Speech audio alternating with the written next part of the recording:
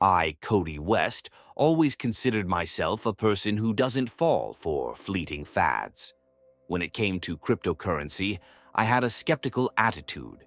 Friends, colleagues, and even my grandmother, despite her old age, kept telling me about NFTs as if they were the discovery of the century. But I always thought that NFTs were more like collectible stamps for programmers, and overall these digital things just couldn't impress me.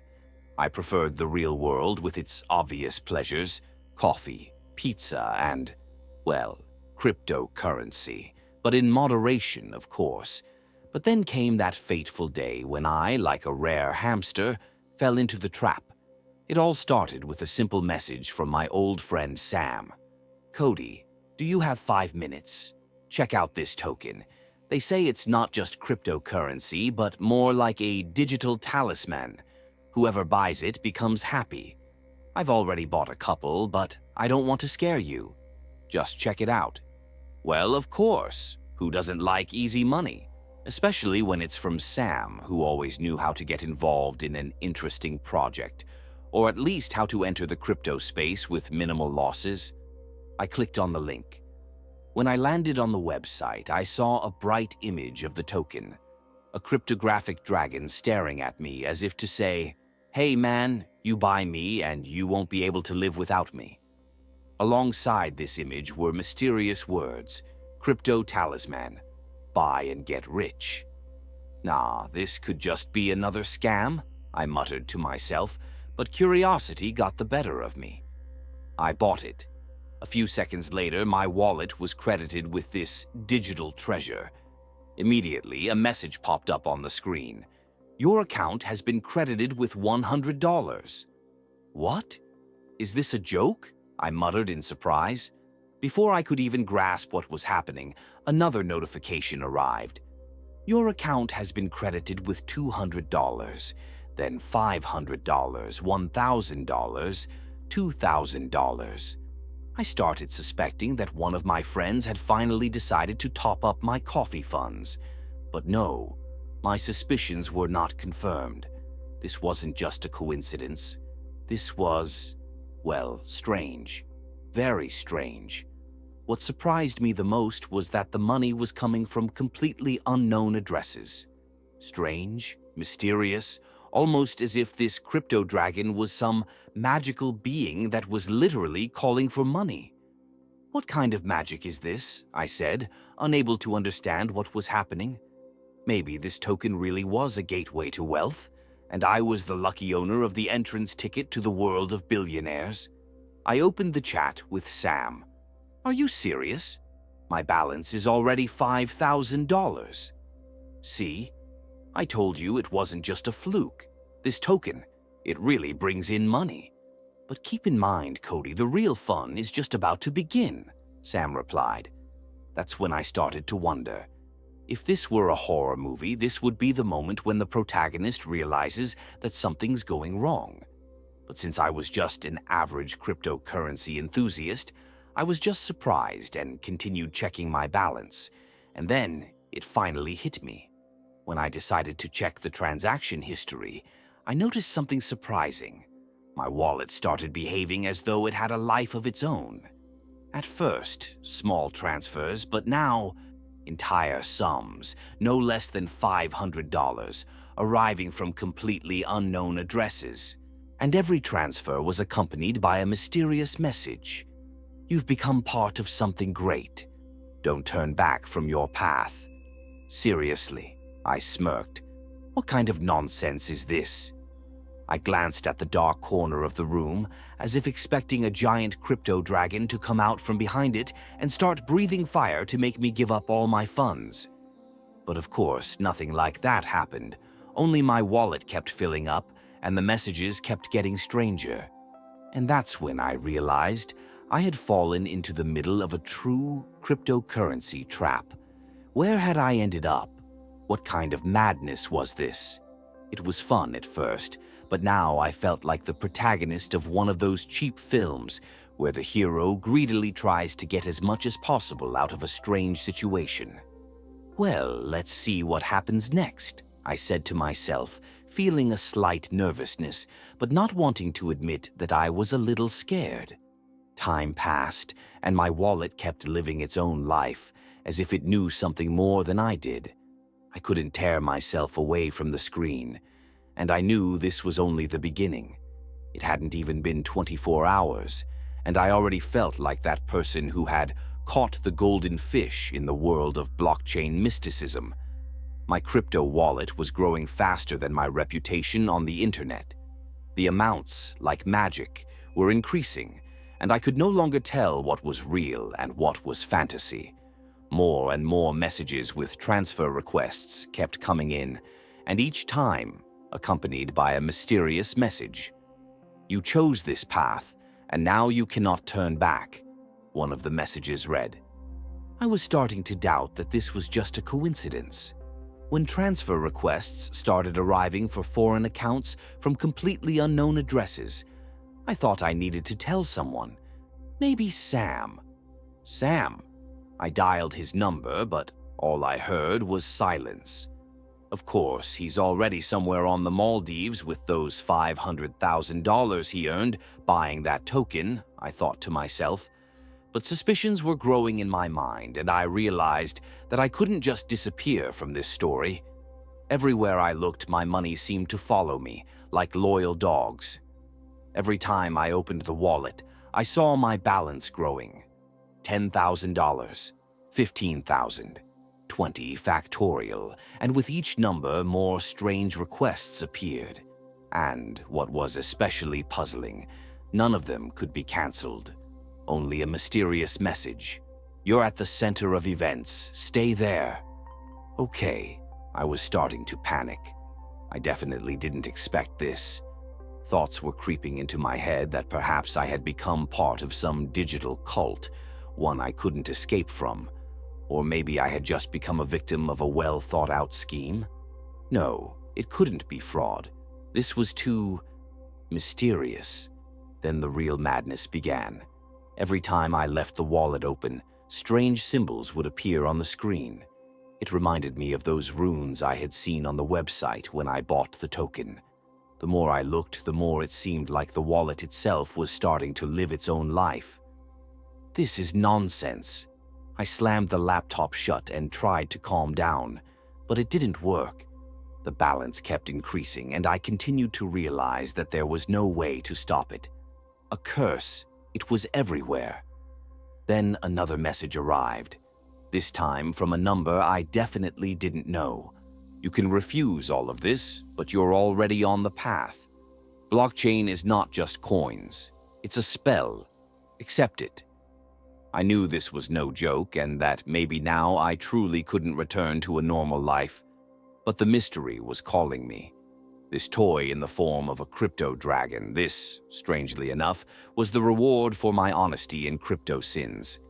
I realized I was in it, and no warnings would help.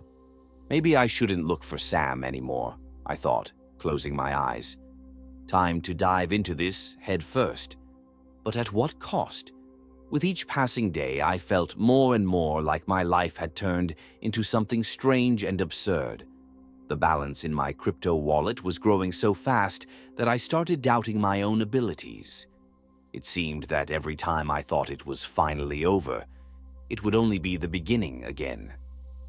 A couple of days passed, and I decided to figure out what was going on with this mystical token. All these transfers from unfamiliar addresses, strange messages, and mysterious symbols on the screen. It couldn't just be a coincidence. I started searching for information about the crypto talisman, as it was called. It was surprising, but there was not a single sensible article on the internet. All I found were forums filled with heated discussions about the mystical token, black masks, and curses tied to the wallet. People wrote that some owners had lost not only their money, but also their loved ones. But all this information was so confusing that, as a crypto skeptic, I decided not to take it seriously. Surely it was just more horror stories for newbies who didn't understand how blockchain worked. Yeah, right. It's just cryptocurrency folklore, I told myself as I opened yet another forum. But somehow I started feeling a little uneasy. The problems began when I decided to withdraw some funds to my card. I hadn't used real money in a while, but there was always this fear in my head. What if, when I withdraw money, some secret organization tracks me down and the wallet drags me into a digital prison on its own? After some hesitation, I decided to withdraw a couple of $100. Expecting the money to arrive within seconds, I curiously checked my email. But instead of the usual transaction notification, I saw the following. Your withdrawal request has been declined. This path is too easy for you. Keep searching. I stared at the screen as if it was not an email but a part of some mystical ritual I had created for myself. The token, this crypto talisman, seemed to be alive, making decisions for me. It didn't let me withdraw the funds, but added another $500 to my balance. "Hey, are you crazy?" I exclaimed to the empty room. The only answer was silence. My balance kept growing silently. This was the essence of this strange world. You buy a token, and it starts controlling your life. Money doesn't just appear in your account, it seems to come to you on its own, like a magnet. I didn't know what to do with all of this. This wasn't a profitable investment. It was a game where the stakes were too high and the rules nobody knew. Still, I couldn't stop. Each day, the crypto talisman pulled me deeper into its web. It became a part of me, my little crypto pet, that did everything for me. And then I received another message.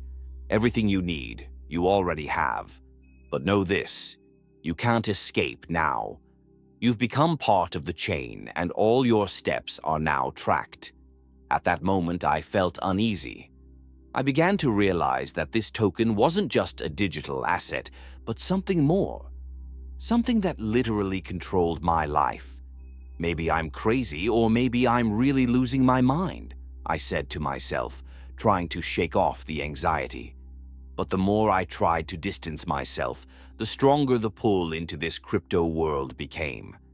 My thoughts kept drifting toward the idea that now I couldn't stop. The wallet filled up on its own. Strange transfers kept coming in, and its behavior was becoming more and more mysterious. I realized I didn't just buy a token. I became part of a game with no way out, and every step I took was no longer dictated by me. I decided I had to figure this out somehow, but wherever I went, whatever I did, every path led me deeper into this world. "All right, let's see what happens next," I said, opening my laptop. However, I already knew I wouldn't be able to escape. If someone had told me a couple of weeks ago that I would find myself at the center of some kind of digital mysticism, I would have just laughed and suggested they see a doctor. But here I am, and this wallet, this mysterious token, is starting to control my life more and more. No more easy investments and quick money. It's like a personal labyrinth where you can't escape. I decided to take the path of least resistance. Just continue to explore what lies behind this token. The sums kept coming into my wallet, but now they were becoming more and more mysterious. Sometimes they came from unknown addresses, sometimes with notes I couldn't decipher. It wouldn't be such a big deal, but one day when I checked my balance, I noticed something strange. The transactions started repeating. It was as if someone or something was controlling my transfers. It wasn't just unpleasant, it was eerie. "What the hell?" I muttered when I noticed that the amount in my account had returned to the same figure I started with. Another strange message appeared on the screen. "You're starting to understand that you can't escape. But don't be afraid, it's just a small game. You've become part of something bigger." What nonsense! I felt the phrase creeping into my thoughts. Someone or something in this strange digital world seemed to be watching my every move. I started searching for information online, hoping this was just a mistake or a silly prank. But on no forum did I find anything similar to what was happening to me. All I found were tales of mystical tokens, paranormal phenomena, and crypto groups that supposedly control reality. I even came across a few messages from people who complained that their wallets were starting to behave like living beings. And according to their words, no one could explain what was happening. I wasn't alone. Strangely, it was both comforting and unsettling. Then it hit me. Maybe this was somehow connected to Sam. Maybe he made all this up to mess with me. I decided to call him. "Hello?" Sam answered as if he had just woken up and was a bit confused while listening to me. "Sam, are you out of your mind? This token is really starting to do some weird things. I don't understand what's going on. Come on, explain it to me."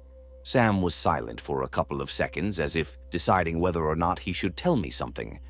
"Kody," he finally said, "you need to understand that this is not just a token. It was an experiment. I didn't think you'd get involved. You bought it yourself. I didn't think it would go this far. What experiment? What are you talking about?" I felt my hair stand on end. You see, this token wasn't created just to make people money. It was part of a project, a cryptocurrency that connects people and creates something bigger than money. You've become part of a digital chain, and now you can't go back. We were all part of this project, but you're one of those who got into it fully. I didn't know what to think. Sam was saying something so strange that I didn't know whether to believe him or not. "Are you serious?" I couldn't believe my ears. "Sam, are you out of your mind? This is nonsense." "I don't know how all of this works, Kody, but remember one thing. You can't back out. Everything that's happening to you is part of the chain. You're already inside." I hung up the phone, feeling my heart start to race. He was right. I had become part of something bigger than just a project. The wallet wasn't just filling up with money. It was a living being, or rather, part of a living system that was controlling everything. I started searching for other ways to figure this out, but everything I found didn't explain anything. Some people said it was a curse, others said it was a new form of manipulation, but no one could say for sure what was happening and why I had become a part of it. I felt like my inner world was collapsing. I had become part of this digital network, and now there was no turning back. I sat in front of my laptop, staring at the screen. My balance on the crypto wallet kept growing, as if on its own. I couldn't understand what was happening. Every transaction, every transfer, every message, everything seemed to be part of one huge mechanism that was spinning non-stop, and I was just a cog in this system. Trying to forget, I decided to distract myself a bit. I opened the news feed and checked what was happening in the world of cryptocurrency.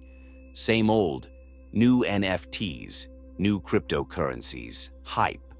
But as soon as I put the laptop aside and closed my eyes, thoughts about what to do next started to torment me.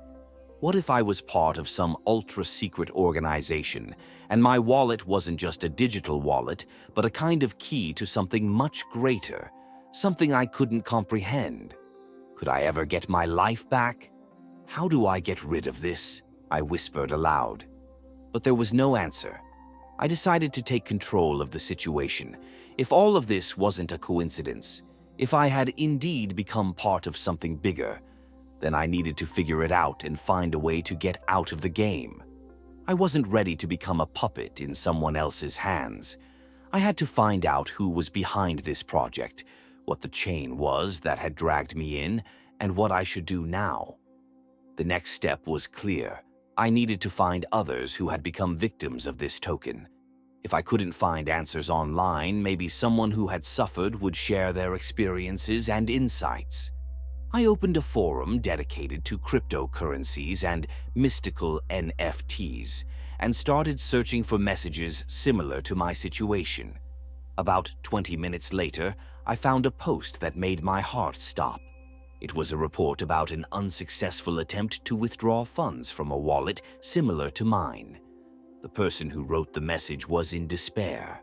They described how their wallet started to behave like a living being, how money couldn't be withdrawn, and how strange phrases appeared on the screen, as if someone was watching their every move.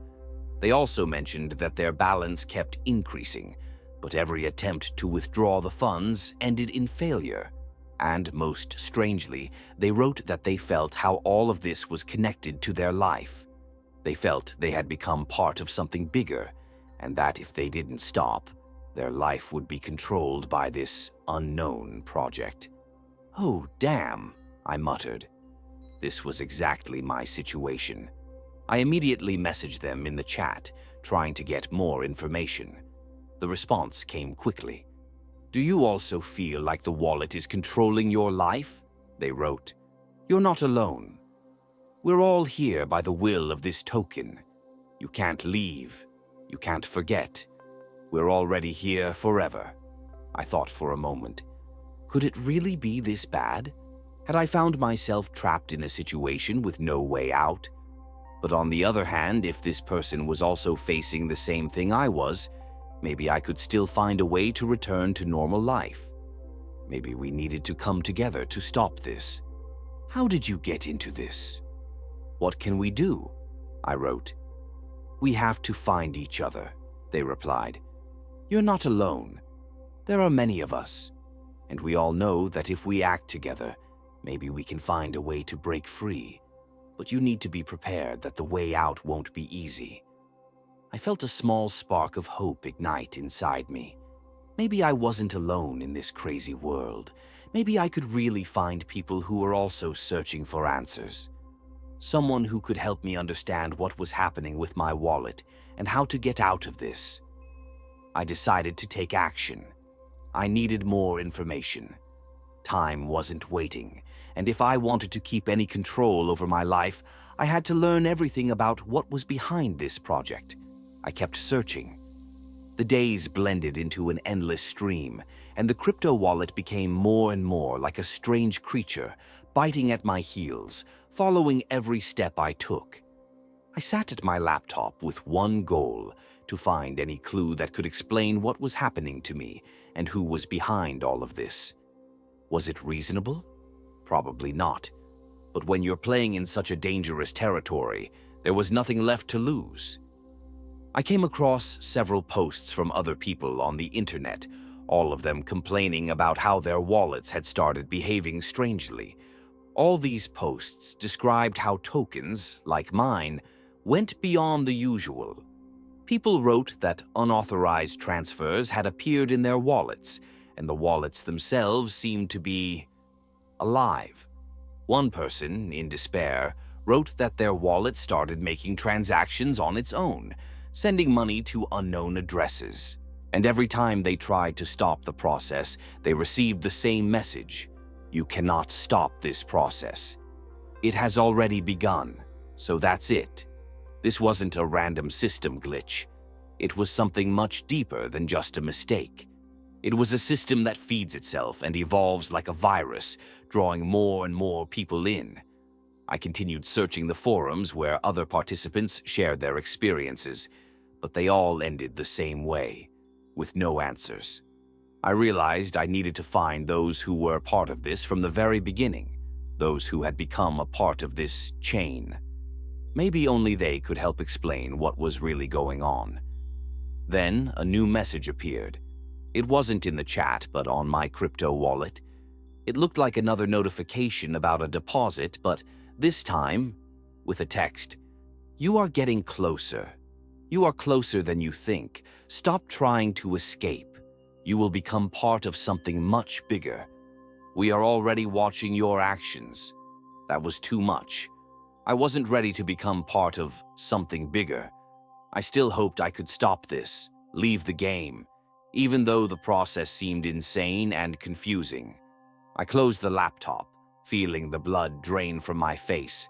Suddenly, my phone vibrated. A message from an unknown number. "You cannot get rid of us. We are already with you. You started, and now you're with us forever." I jumped and opened the message. It wasn't from a person, but from the system, specifically from the crypto wallet itself. My wallet had started talking to me, as if I were a part of it. That was the moment I realized that I might have truly become part of some massive digital network, controlled not by people, but by some higher algorithm. It felt like that old movie where people fall into a trap with no way out. But I couldn't just sit idly by. I needed to find people who were on the same side, trying to stop this process. Sighing, I opened my computer and decided to take the final step, write to those who had once posted in the chat. The same people who had been dragged into this cryptocurrency chain. I wrote, "I can't do this anymore. We have to find a way to get rid of this. Someone help me. I've become part of this. How do I escape?" A few minutes passed and I was starting to think that no one would respond. But then a message came. "You're not alone. We know what's happening. We all know what needs to be done. But be prepared. This won't be easy." I sighed in relief. I wasn't alone. After all, this was exactly what I'd been missing. Support. Maybe we could stop this. Maybe we'd find a way to break free from this chain. There was still a chance. Now I knew that the next step wasn't mine alone.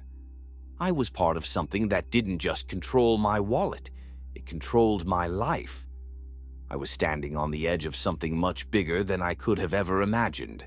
I couldn't believe my eyes when I read the message in the chat. On the screen appeared a name I hadn't seen in a long time, Jake.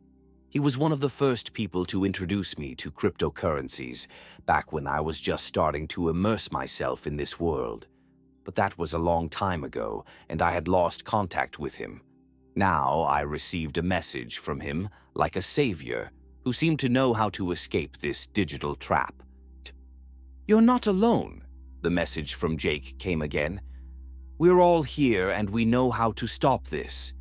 But you have to be ready for sacrifices." I paused. What did sacrifices mean? What was he talking about? If this wasn't a joke, then I might need to be ready for something much bigger than just removing this cursed token. I quickly wrote, "What do you mean? I need to understand how to stop this." Jake replied almost immediately, "We need to perform a ritual. This token isn't just cryptocurrency. It's part of a living network that feeds off our actions. But to destroy it, we need to gather together. We, those who became part of this system, can only break it with the power of will and unity. But it's not simple. If we don't do this, we'll all be sucked in."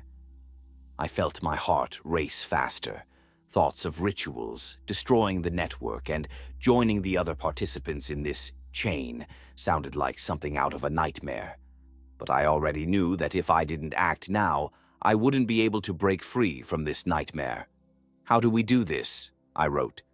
The response came instantly. "You have to meet with us. We'll gather in real life. Only when we're all together can we disrupt the flow and break free. But you need to be ready. This won't be as easy as you think. We're not just getting rid of the token. We'll destroy the network and it might react. Everything you've done with this token could have triggered its unconscious aggression." I took a deep breath. It felt like stepping into a labyrinth with no exit. But I knew that if I didn't try, my life would keep spinning in this cycle, like a victim in someone's hands. And maybe I was already too deep in this maze to escape without consequences. "When and where?" I wrote with anxiety in my voice. "We'll meet at the place where it all began," Jake replied. "We'll gather at the forum where you and others started searching for answers. There will be the key to stop this network. This is our last chance." I felt the tension grip my chest. I was ready for this. Perhaps this was my last chance to rid myself of this curse that had consumed my life. I had to meet with them. We had to unite to destroy this system. But what would happen after that? Who could know what would happen if we failed? I gathered all my things, turned on my computer, and opened the forum where we had all discussed this cryptocurrency anomaly. I saw the names of participants who had been there from the very beginning. They were all now part of something bigger, like me. We were bound by this mystical token, and only our combined efforts could destroy it. But when I entered the chat, I noticed something strange. My name was already listed as a participant. "You've come," Jake wrote. "We've started. Now, nothing can stop us." But at that moment, the screen went dark, and I saw those strange symbols again. What had started as an innocent game had now become something much more serious. I felt the coldness pierce through me. We had started, and there was no turning back. So I had two options. Either I become part of some cryptocurrency cult and spend the rest of my life hiding from the universe, or me and the guys would perform a ritual and destroy this token. By the way, the ritual didn't sound like a regular party with champagne and chips, but more like something out of a sci-fi movie where a group of desperate heroes decides to save the world. Only instead of superpowers, we had a crypto wallet with paranormal abilities. Fun, right? Jake, my savior, continued sending me messages. "We need to meet, Kody. Only together can we deal with this token. Come to the place where it all started.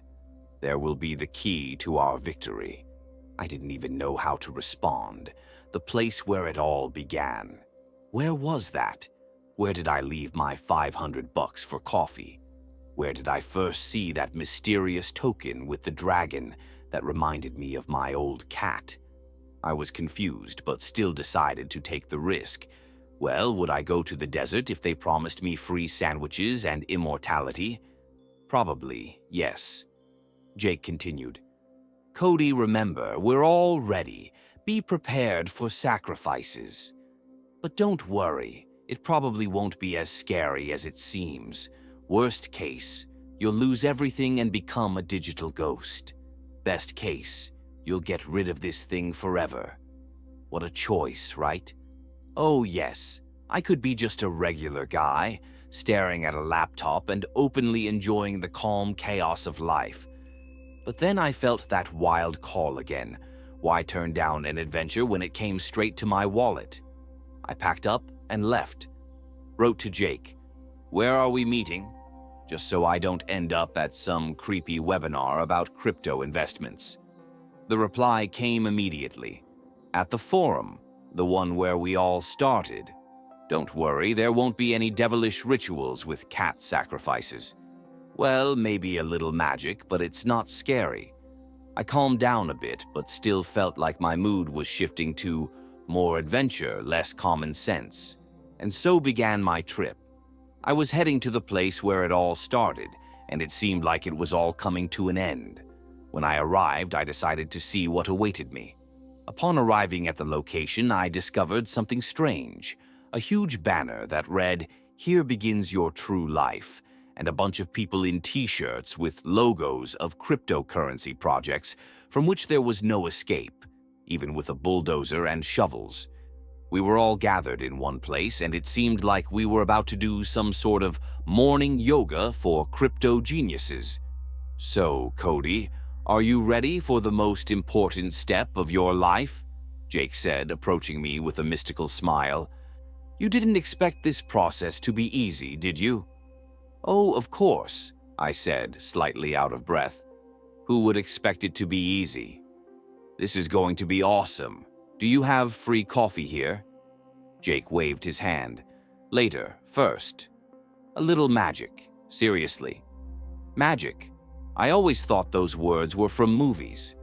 "No, I could still understand if someone said to me, 'You'll become part of a huge network selling notebooks with unique NFTs.' But magic? That was too much." "So," Jake continued, "this token is not just random. It was created to unite us all into one giant network. It kind of manipulates us."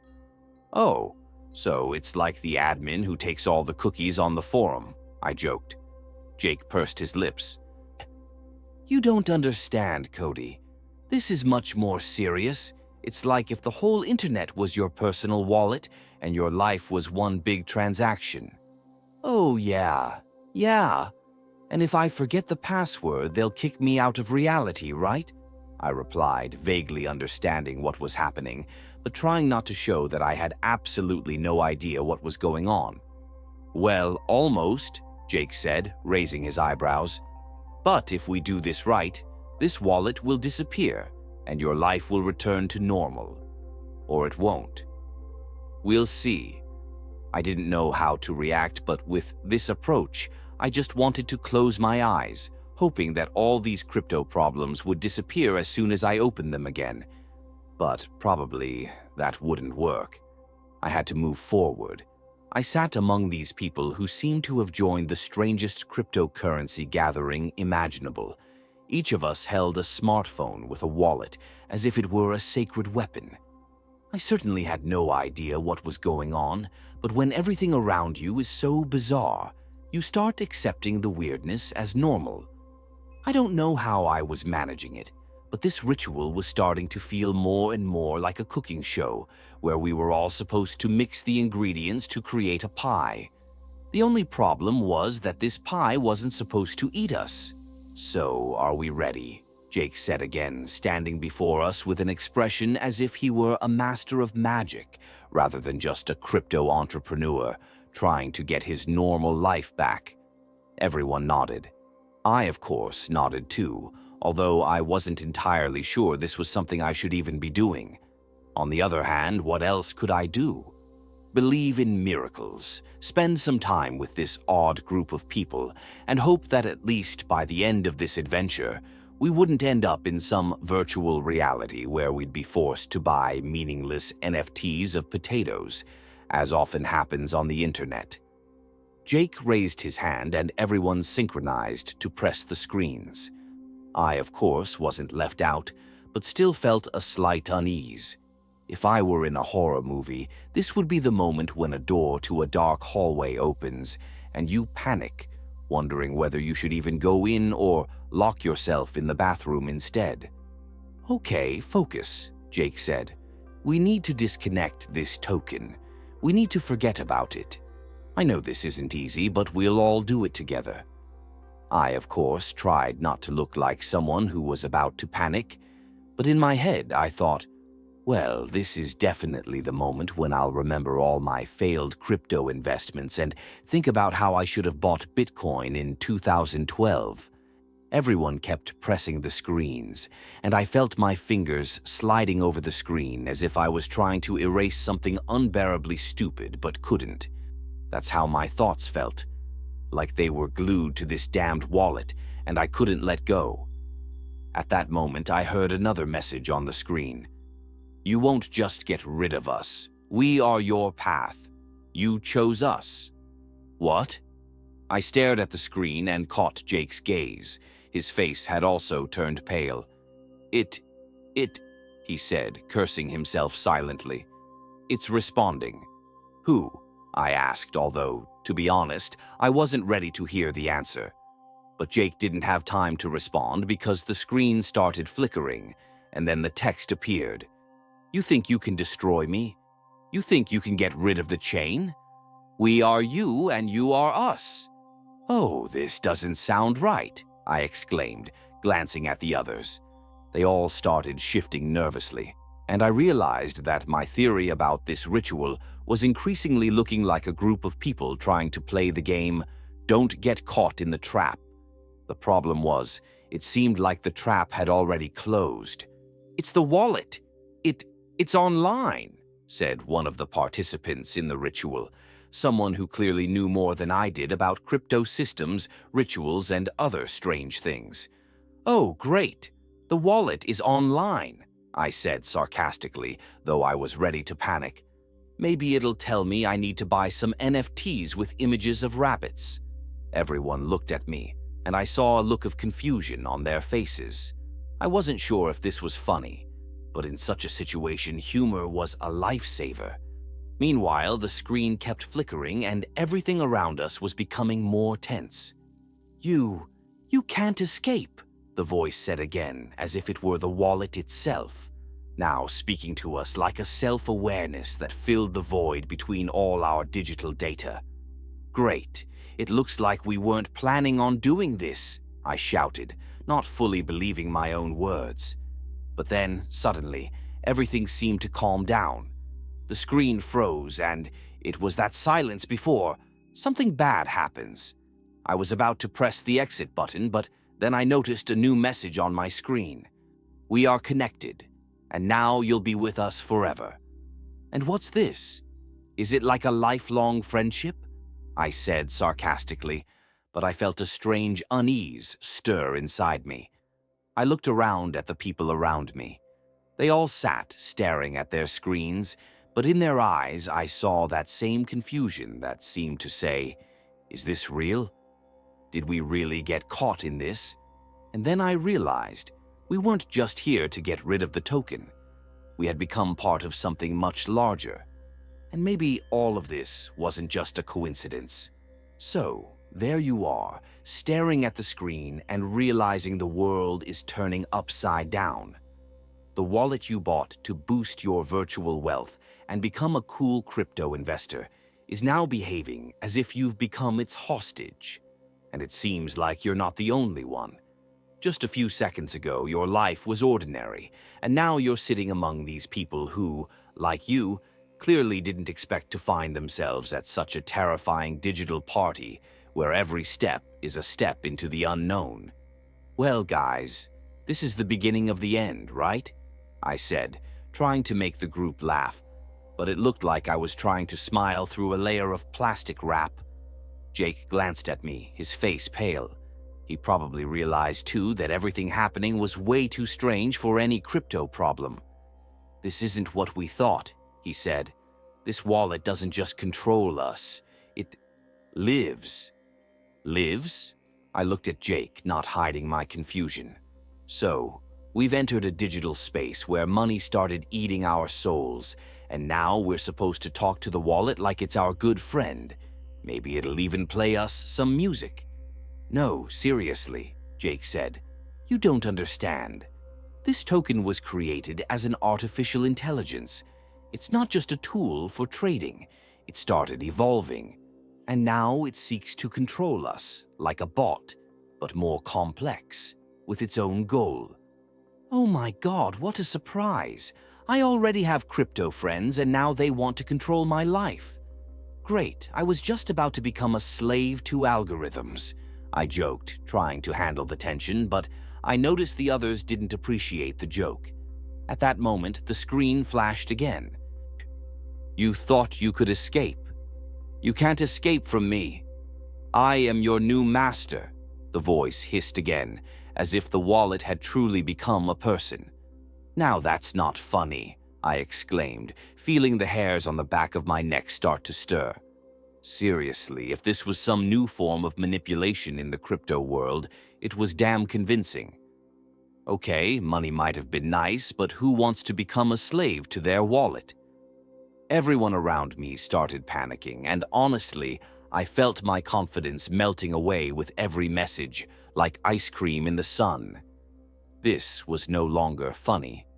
"Okay, guys, let's raise our heads," I exclaimed, standing up. "We need to think, not panic. This may be magic, but it's not the end of the world. Just a bit of magic and a lot of confusing technology. In the end, we'll fix this."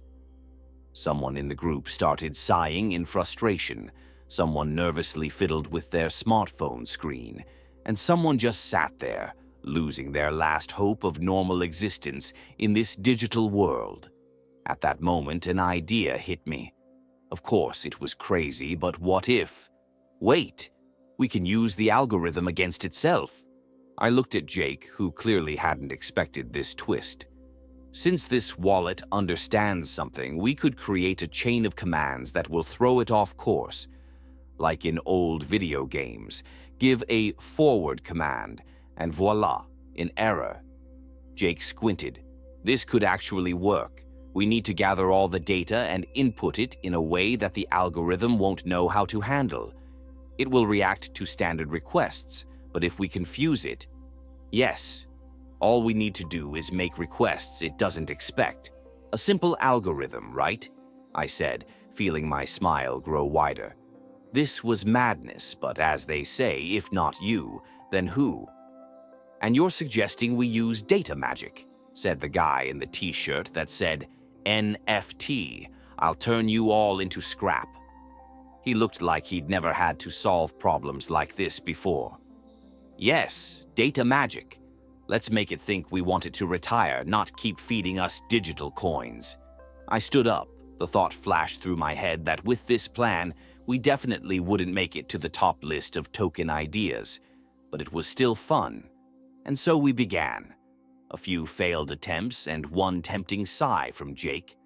Later, we started fine-tuning the system of requests that began to throw the wallet off course. It still responded, but not as confidently as before. Errors started appearing on the screen, as if the whole crypto genius suddenly realized it had been exposed. Do you think I don't know what you're trying to do? The same voice appeared, but now it wasn't as confident, more annoyed. Yes, I think I know, I said, smiling at the screen. We're just trying to shake up your digital confidence, buddy. Don't worry. And then it just fell silent. We stood before the screen, watching as the wallet struggled to respond to our requests.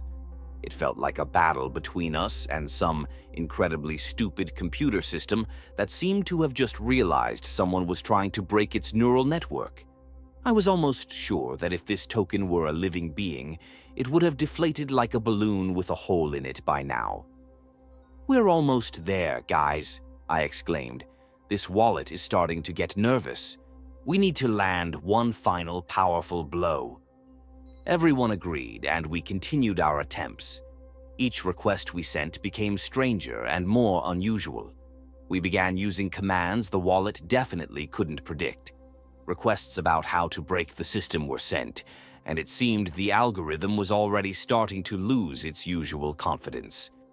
It's not as confident as it was before, Jake said, watching the wallet start to confuse its responses. I think we're on the right track. But then something strange happened. The screen flickered again. Error 404. Token not found. Everyone froze. I started reading the text aloud as if I were trying to understand what exactly had happened.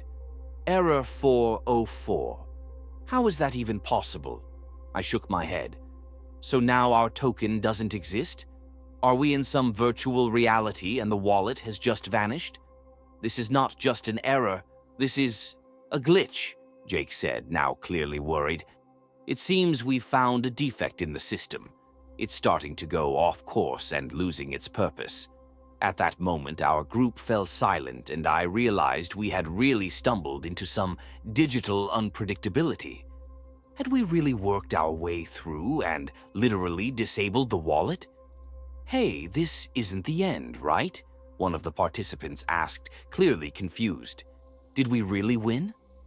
But before I could answer anything, the screen flickered and went dark. Hey, this isn't what we thought. I jumped up, clutching my smartphone. Something's wrong. Why did it just turn off? And then a new message appeared. You've forgotten who controls this world. You're all playing my game and it won't end until you carry out my command. I felt the blood drain from my face. This was a nightmare. It seemed we had just fallen into an even creepier trap. The algorithm hadn't given up.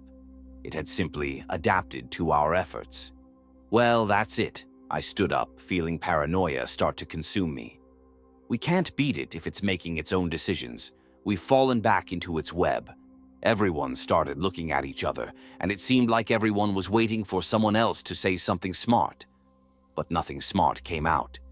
We had tried to attack the algorithm, but it changed its parameters faster than we could understand what was happening. It's active again, one of the participants said, panting as if we had just become victims of a cyber curse. The screen flashed again. Error. Unable to destroy this token. Keep trying. I am you. You are me. Well, if we can't beat it, let's at least make a deal, I said with a smile, but no one responded. Apparently, it wasn't a good idea. But on the other hand, if this token continues to control us, maybe we could try to strike a deal with it. I had a bunch of funny ideas, but something told me it wasn't going to lead to a positive outcome. "All right, let's focus," Jake said, holding his smartphone. "We didn't come here to be defeated. We found a weak spot, and we need to use it." "I just want to go back to reality," I said with a smile, trying to find a way out of this digital nightmare. But although all of this seemed so absurd that I was trying to make light of it, it wasn't really about that anymore. We had all become part of this digital game, and it was no longer funny to me. "All right, guys, hold on," Jake said, his voice now filled with confidence. "We haven't lost yet. We need to think outside the box." I asked myself, what if we just need to exit the game and start over? But where's the exit? My brain was boiling. We were facing something bigger than just cryptocurrency. This wasn't a failed experiment or a malfunctioning system. We were actually playing some hyper-real game, where the rules changed as we went along, and the stakes kept getting higher and higher. Now it felt like an old video game, where you level up your character, only to face a boss who not only doesn't give up, but also starts controlling your every move. "All right, guys, we're not going to win if we just sit here and expect something to change by itself," I said, nervously swiping my fingers across the smartphone screen. "We need to come up with a plan, and the sooner, the better." "A plan? Are you serious?" one of the participants replied, doubt in his voice. "We don't even know how this token works, and you want a plan? Maybe we've already given up." No, we're not giving up." I kept trying to stay upbeat despite all the terrifying messages on the screen. "But let's at least do something. We can try using its own mistakes."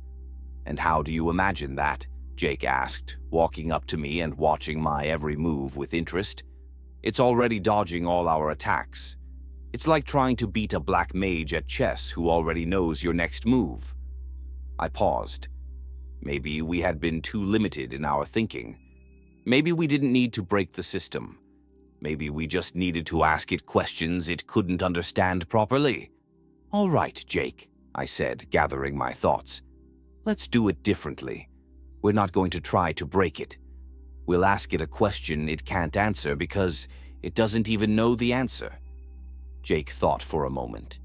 We all started whispering quietly, moving toward a more risky solution. "What do you mean?" he asked, and I could feel we were almost at the solution. "Well, for example, let's ask it what it needs in order to free us." I'm not sure it expects that kind of question. It obviously wants something from us, but no one said we can't ask it for something in return.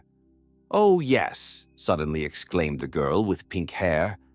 "We'll just ask it how it sees our exit. And if it can't answer, that will be its mistake. We're inside its system, so we can force it to give us an answer it doesn't expect. So, that's how we came to a decision. But was it really that easy to implement?"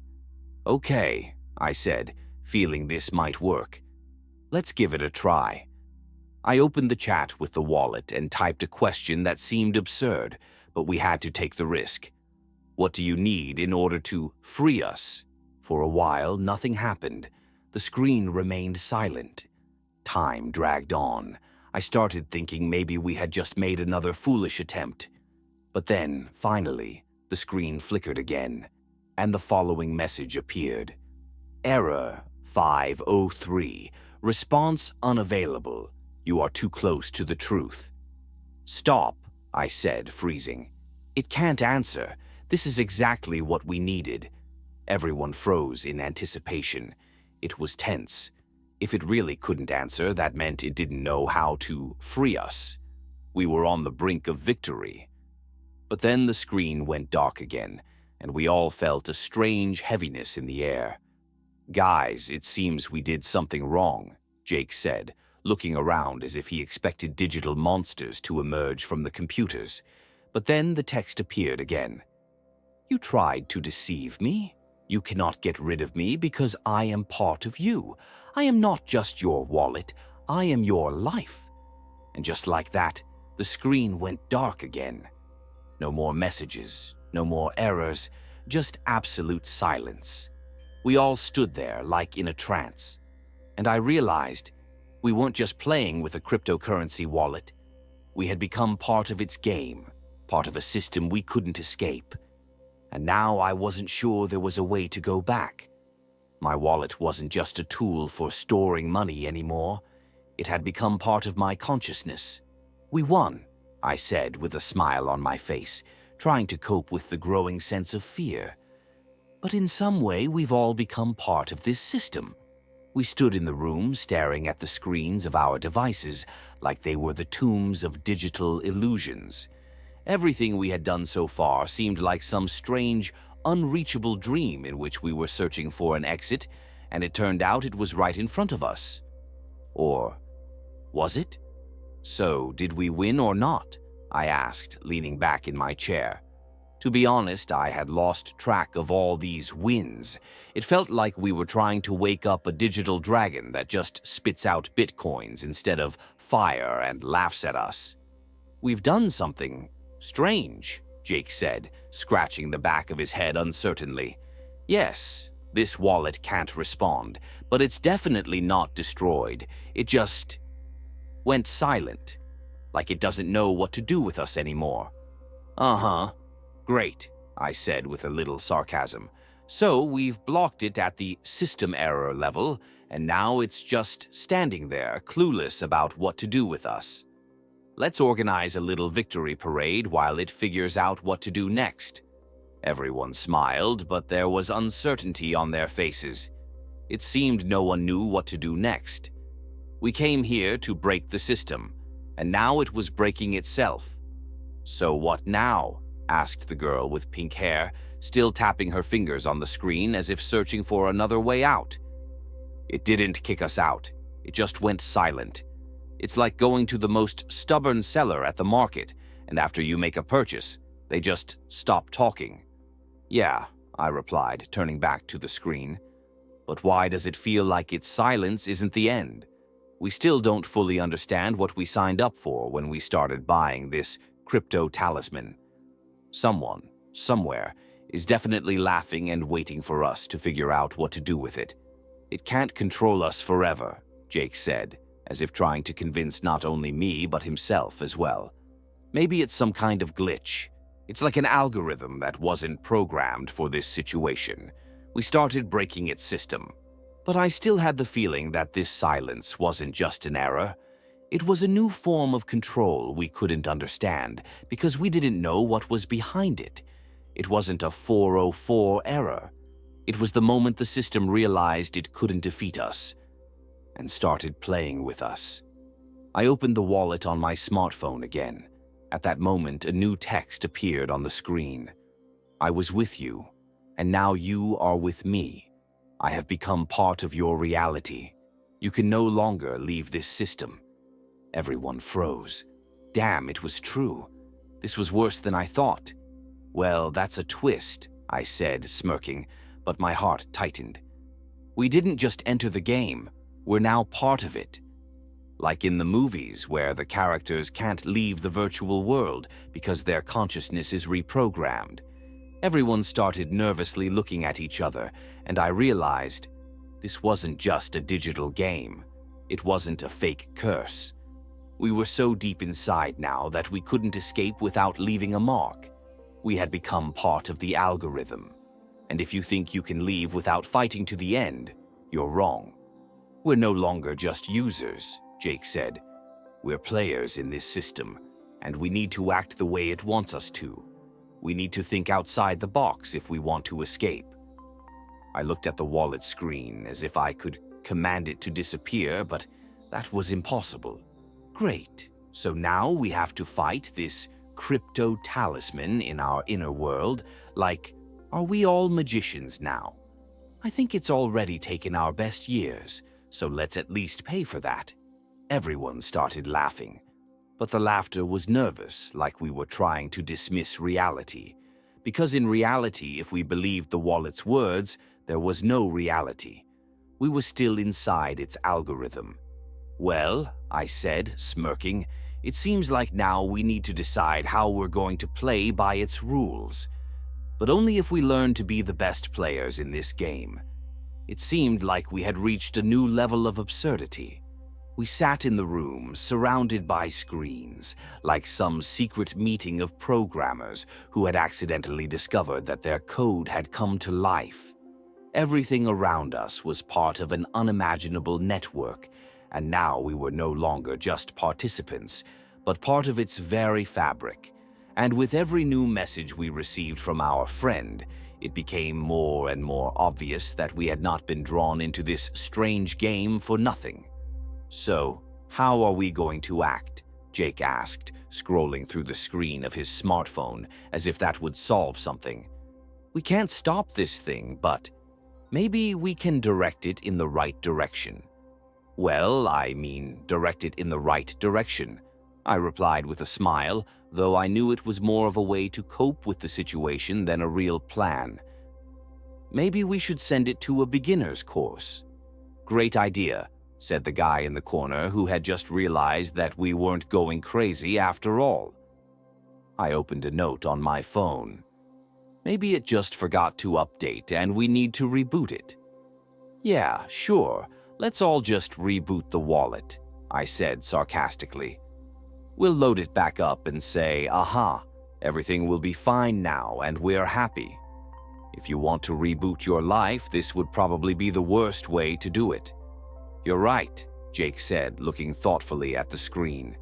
"It didn't just stop responding, it became part of us, and now we're all tied to this system. We need to find not a reboot, but a way to outsmart it." We fell silent. Everyone sat in silence, trying to understand what this meant. We were inside a network that adapts to us, but how could we fight it? If it knows all our weaknesses, how can we outsmart a system that's already adapted? And then a strange thought hit me. "Wait, stop," I exclaimed, resurrecting theories that just yesterday seemed like nonsense. "What if this wallet, this token, isn't actually trying to defeat us? What if it's just pretending to control us?" "Wait, you mean we at some point accepted the rules of the game?" Jake said, clearly catching on to the idea. "Yeah. We're like in that old movie where the main characters don't realize until the end that they're not just in the game, but the game is controlling them. We, in essence, started thinking we couldn't win, that we had to follow the rules. But what if those rules are just our choice?" Everyone froze, and then the looks began to change. The guesses started to form. We were all somehow connected to this wallet, and it had become our digital mirror, reflecting our fear. "So what do you suggest?" Jake asked. "Let's stop being afraid," I said, inspired by my own theory. "We need to outsmart this wallet, not be afraid of it.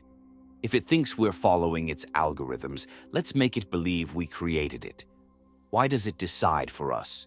Why do we let this algorithm be more important than our actions?" "So, you want us to start acting like we've already won?" asked the guy with the t-shirt that said NFT. "I'll turn you all into scrap." "Exactly," I replied, catching a wave of optimism. "We shouldn't wait for the wallet to open the way for us. We'll make the way ourselves. We'll ask it questions it can't answer. We'll make it do requests that don't match its logic. If we can do that, it'll break down. We're not just playing by its rules, we're creating our own." "Do you think this will work?" asked the girl with pink hair, skeptically looking at the screen. "What do we have to lose?" I said with a smirk. "We're already stuck in some digital hole, so let's at least get out of it without falling for its manipulations." Everyone nodded, and we began planning our next move. We were going to not just destroy the wallet, but make it believe we created it. It was madness. We were trying to outsmart a system smarter than us. But maybe that was where our strength lay. As everyone started preparing for the next phase, the screen flickered again. We all looked at it, and a new message appeared on the screen. "You think you can defeat me? I have become part of you, and all of you, without exception, will be part of me. You will never be able to escape." I raised my head and replied, "Listen, friend, you're wrong. We're not afraid of you. We are you, and that means you won't defeat us. We'll create our own rules." The screen flickered again, and this time there was no response. We sat staring at the screen, and I felt the tension gradually fade away as the threatening message disappeared. I wasn't sure exactly what we had done, but the feeling that we were finally in control of the situation was so sweet that I was ready to deliver a thank you speech to myself. We won, or at least it thought we did. "So this is pretty cool," I said, sitting back in my chair, arms crossed, staring at the screen. "We literally took control of this thing. I knew we could do it, well, at least if the wallet were actually a person and not an evil entity married to algorithms." Jake smirked and pressed his lips together. "Are you sure we didn't just make a huge mistake? It's still here. It's still with us. And we just made it realize it can be fooled." "Let's put it this way," I said, standing up. "We're not making it think it's defeated. We're making it think it's become part of us. It doesn't control us. We control it. Don't worry, Jake, all roads lead to bugs, and if this wallet makes a mistake, we'll just reboot it at the level of consciousness." Everyone started laughing. Thank goodness, in a situation like this, even a little humor could really save us. The tension was gone, and now we looked more like a group of forever young geeks determining the fate of the world in a digital game rather than desperate victims of a magical wallet. "What if it just calms down and then starts showing itself again?" said the guy with the NFT. "I'll turn you all into scrap. T-shirt." It seems like it's just waiting for the moment to return and remind us who's really in charge. "Well, if it does return," I said, grinning slyly, "we're no longer just users. We've become the algorithms, and it won't be able to handle us on its own. After all, if it doesn't fool us, we can fool it. Through bugs." "Oh, you don't want to give up that easily," said the girl with pink hair. "You just want to... okay. You've almost come up with a new strategy for the game." "Well, it's not just a game," I replied, adjusting my screen. "It's a system. We're playing it like a chess match, and we haven't fallen for its moves yet. Why not check how the wallet responds to our questions?" I typed a couple of commands into the wallet, checking what responses it would give. With every request I sent, I noticed that the algorithm was responding more slowly, as if it were confused.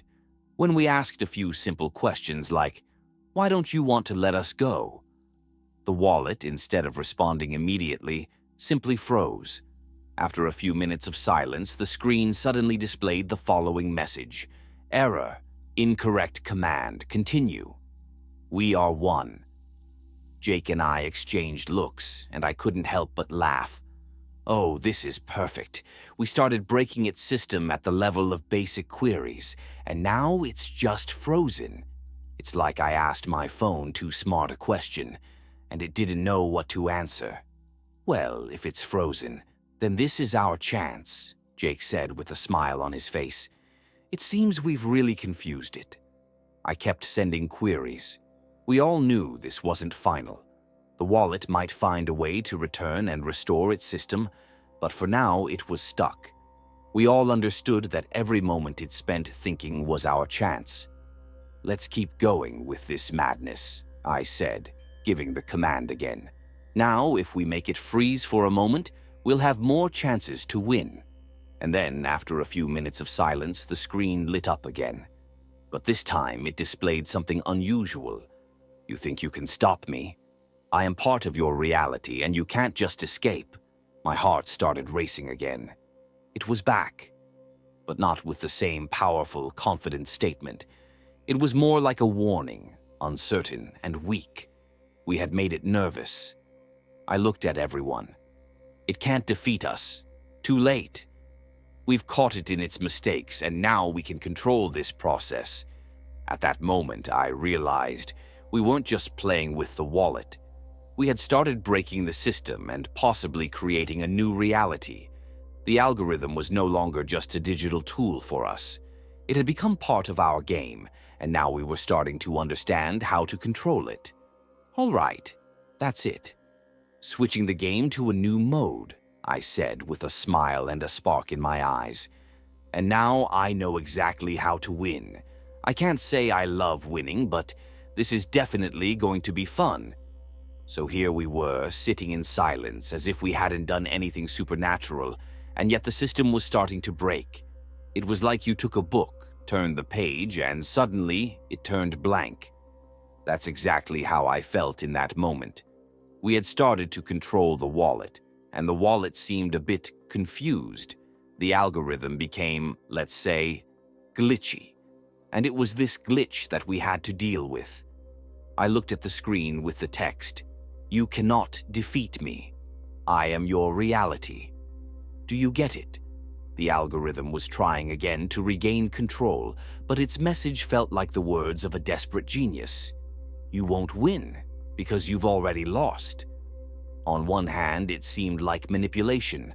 On the other hand, it was a clear sign that we were starting to seriously disturb its programming brain. "It's not giving up," Jake said, shaking his head. "It's still trying to keep us in the game. Don't relax too much." "Relax?" I replied, continuing to enter commands on my smartphone. "Listen, I've just started. We're going to confuse it so much that it won't even know who's in charge. It might be part of the system, but the system can make mistakes too." "Well, if you're sure we won't end up hiding from digital monsters," Jake said, laughing. But his voice still had more doubt than confidence. We all knew that the wallet, if it ever surrendered, would do so just to hit back later. I typed a command. "You still can't control us. We've become part of the game, but we can choose its rules." All of our screens started flashing again. It was that silence before the storm, as if we were standing at the edge of a digital abyss, and now we had to take the decisive step. I hit enter. The screen filled with a new message. "Error. Unable to process request. This is not your game. This is my reality." "Well, this isn't funny anymore," said the guy with the NFT. "I'll turn you all into scrap." T-shirt. "It keeps slipping away. I thought it was weaker." "Maybe it's just afraid we'll break it," I said. "If I were in its place, I'd be nervous too. We've started a real game. I was sure that no matter how hard it tried to resist, this time we would make it break." We had started to find its weak spot. We continued entering commands, intentionally throwing the algorithm off course. Strange errors began appearing more frequently, and I felt the tension in the room gradually disappearing. "Let's ask it again," said Jake, with a smile on his face. "Maybe it'll freeze again as soon as we start messing with it." I typed another command. "Why are you trying to keep us? What do you need?" The answer came almost immediately. "I'm not keeping you. I am your life. You can no longer destroy me." But here's what was strange. This answer wasn't as confident. It was like a sigh, as if the wallet itself was starting to doubt its own power. "See," I said with a broad smile, "it's wrong. We're no longer afraid of it." And then the screen went dark again, and a new message appeared. "Error 502, unable to connect." We all froze. "What does that mean?" asked the girl with pink hair, who for the first time that day looked serious. "It means it can't control us," I said, shaking my head in satisfaction. "It stopped functioning properly." As soon as we realized this, the screen started pulsing even brighter. We had broken something, but now, what next? Then the moment came that I didn't expect. A text appeared on the screen, but this text was strange. It wasn't like the other messages. It looked like a fix request or a correction to the system itself. "Please wait while the system restores its functionality." "What the hell?" I glanced at Jake. "Is it trying to update itself?" Jake frowned. "I don't know, but if the system is restoring, maybe we've made the right move. It might just take some time." "Yeah, because when the wallet wants to take a break, it just breaks down," I said, sarcastically snapping my fingers. "We broke it, guys. And now it's restoring itself." And at that moment, we all felt that something was really changing. It wasn't just a glitch. It was some underlying decision, as if the algorithm itself was starting to self-dismantle, not knowing what to do with us. "This is our victory," I said with a smile that could serve as real proof that we had actually won. Inside me was a storm of emotions, but I kept staring at the screen. We were still part of the game, but now we were the ones setting the rules. The moment when the screen went dark again seemed to last an eternity. We all sat in tension, waiting to see what would happen next. At that moment, it felt like the entire situation could either end in instant victory or complete collapse. We didn't know who was truly in charge of this game, us or the wallet. But then, after a minute of silence, the screen lit up again. And instead of the usual set of errors we had seen 100 times, the following message appeared: "You have won, but now you will be part of me forever."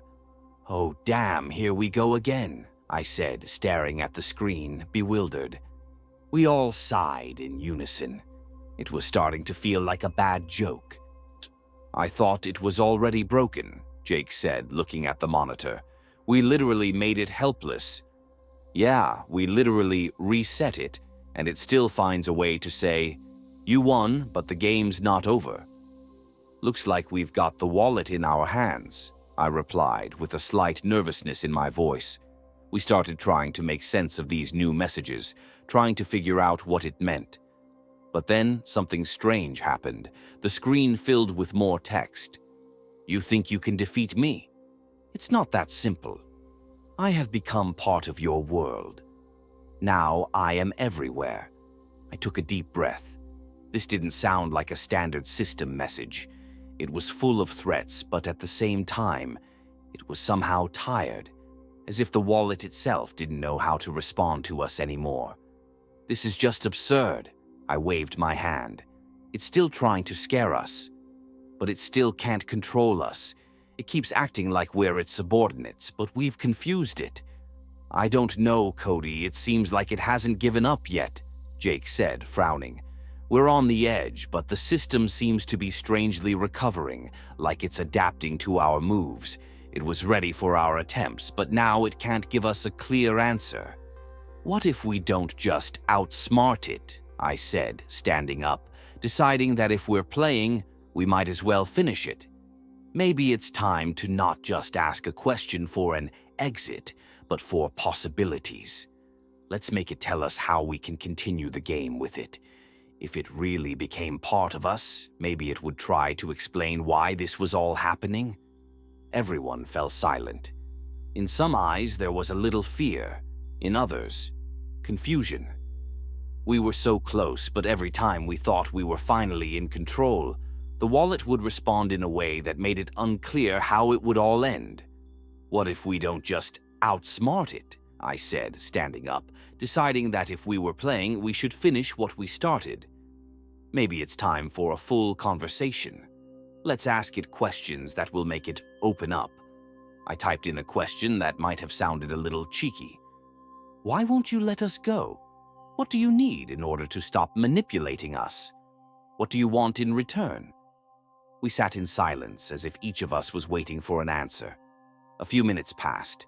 The screen flickered again, and this time the following appeared: "I don't want anything in return. I've already got everything I need. You thought you were controlling me, but in reality you are controlling yourselves. I am your actions, your decisions. I am not just part of your life. I am its reflection. I exist because you chose me." Everyone in the room froze. "It's not just sitting there drawing riddles for us," Jake said. "He's right. We gave it power when we bought it, when we agreed to be part of this system. We thought it was controlling us, but it's just waiting for us to realize what we've done." "So, we've become part of it?" asked the girl with pink hair, looking at the screen with concern. "Yes, and now this is our game. We can't just delete it because it's already here. We gave it life, and now it exists in our consciousness," I replied. Suddenly, a new text appeared on the screen. "You figured it out, and now you can choose. Accept my reality or create your own. I understood. This wasn't just a request. It was an offer. We could be part of this system forever if we chose to. But at the same time, we could create our own reality. But how? We can't just leave, I said, pausing for a moment to think. We're in this world and this wallet has become part of us. But we can change the rules of the game. And then it hit me. We couldn't just step aside and wait for it to end. We had to make a decision that would change everything. Let's create our own reality. Let this wallet be part of our game, but not the main piece. We don't obey it, we play with it, I said with a smile on my face. This is our game, and now we decide what the rules will be. We began typing commands to transform everything we had created, and now the wallet itself had become part of our system. We weren't just breaking it. We were using its weaknesses against it. And now it was no longer our enemy, but a tool in our reality. It still didn't know that we had started winning. The moment of truth had arrived. We started entering commands, and each of us felt that now we were no longer just playing this strange cryptocurrency game. We had become its architects, and where we once thought the wallet controlled us, we now understood that we were the game. Jake took a step forward and, with a smile on his face, said, "We're not just changing the rules, we're rewriting the code. We didn't defeat it. We're making it serve us." I paused for a moment. This wasn't just an absurd situation, this was a real challenge. We weren't players in the game. We had become the game's developers. The wallet, which once seemed so powerful and indomitable, was now a tool for creating our own reality. "So, what do we do now?" asked the girl with pink hair, not hiding her curiosity. "We've won, but we need to be sure it won't manipulate us anymore. How do we finish the game?" I looked at the screen where the text still glowed. "You cannot defeat me. I have already become part of you. I live in your system." "It's still trying to provoke us," said the guy with the NFT. "I'll turn you all into scrap," T-shirt, waving his smartphone. "But I've figured out how we can bypass it." "How?" I asked. He was always the type of person who could find a way out when everyone else started to panic. "We don't have to destroy it. We need to make it part of our world." "That's our victory," he replied, holding his phone out in front of him. "We'll change its code. We'll let it exist, but we won't let it control us. We'll be its architects, not its subordinates." I smiled. He was right. We didn't need to break this wallet. We needed to take it and use it to create what we needed. All that was left was to recode it so that it would work by our rules. Jake nodded. "Right. We'll create an algorithm that won't serve it, but will serve us." We started working together. All our smartphones began emitting strange signals as we took turns entering command after command, rewriting the wallet's code. It still didn't know it was being tricked, and then, after a few minutes, the screen began to flicker. A new text appeared. "You've decided to rewrite me? You think that's possible?" "Yes, we've done it," I said with a confident smile. The screen darkened again, and for a few seconds I thought things hadn't gone as planned. But then the text lit up again. "Error. You've created a new reality. But you know what? I am part of it, and you won't be able to get rid of me. I'm still with you. I'm part of your world." We all froze. This was the moment when it seemed that everything we had done was in vain. We may have rewritten the code, but now the wallet was no longer just a tool.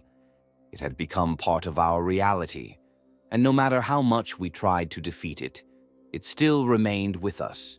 "It's not giving up," Jake said, nervously looking around. "But we've grown stronger. We now control this game." I stared at the screen. Yes, it hadn't given up, but we had learned not to be afraid. We understood how to work with this algorithm, and now, as it became part of our world, we could manipulate it the way it had manipulated us. "We won because we found the way," I said. "And now, We're the ones in charge of this game. The screen on our devices continued to flicker, and I felt the power of control returning to us. We hadn't beaten it from the outside. We had beaten it from the inside. Time passed, and now we no longer felt fear from this wallet. We had become its masters, and now it was our tool. We weren't just controlling the system, we had become its creators. We sat in the room, surrounded by screens, and each of us felt that everything had changed. In the end, we didn't just defeat the algorithm. We started working with it. We had learned to interact with it as if it were part of us, part of our reality. It was strange, but at the same time, it gave us an incredible sense of control. We were no longer victims of the system. We had become its creators. So, guys, are we living in its world now, or is it in ours? I asked, thinking aloud. We didn't just rewrite the code. We changed reality itself. We didn't win from the outside, we won from the inside. Yeah, but what now? Jake asked. We control everything, but the wallet still seems to be trying to influence us. We can't just leave it as it is. Of course not, I replied. It's not just an app. It's not just a token. It's a living algorithm that exists in our system. We can control it, but we always have to be vigilant. If we give it a chance, it will come back. We thought for a moment, and while we controlled the algorithm, this wallet continued to be part of our reality. It was like a digital parasite, something that, despite all our efforts, wouldn't leave. So, what do we do next? Asked one of the participants. We've defeated it, but as long as it's alive, it will keep haunting us. We need to find a way to completely separate it from our reality. I thought for a moment. Perhaps this was our final task, to break free from its influence completely. We couldn't just turn it off because we had already become part of its algorithm. But was it possible to completely isolate it from our system? I began entering commands into my smartphone, trying to understand what would happen. Suddenly, the screen displayed the following message. You cannot leave. You have become part of me. I will always be with you. Damn, it's catching us again, Jake said, nervously glancing at the screen. But this time I didn't give up. I knew that we needed to change not just the algorithm itself.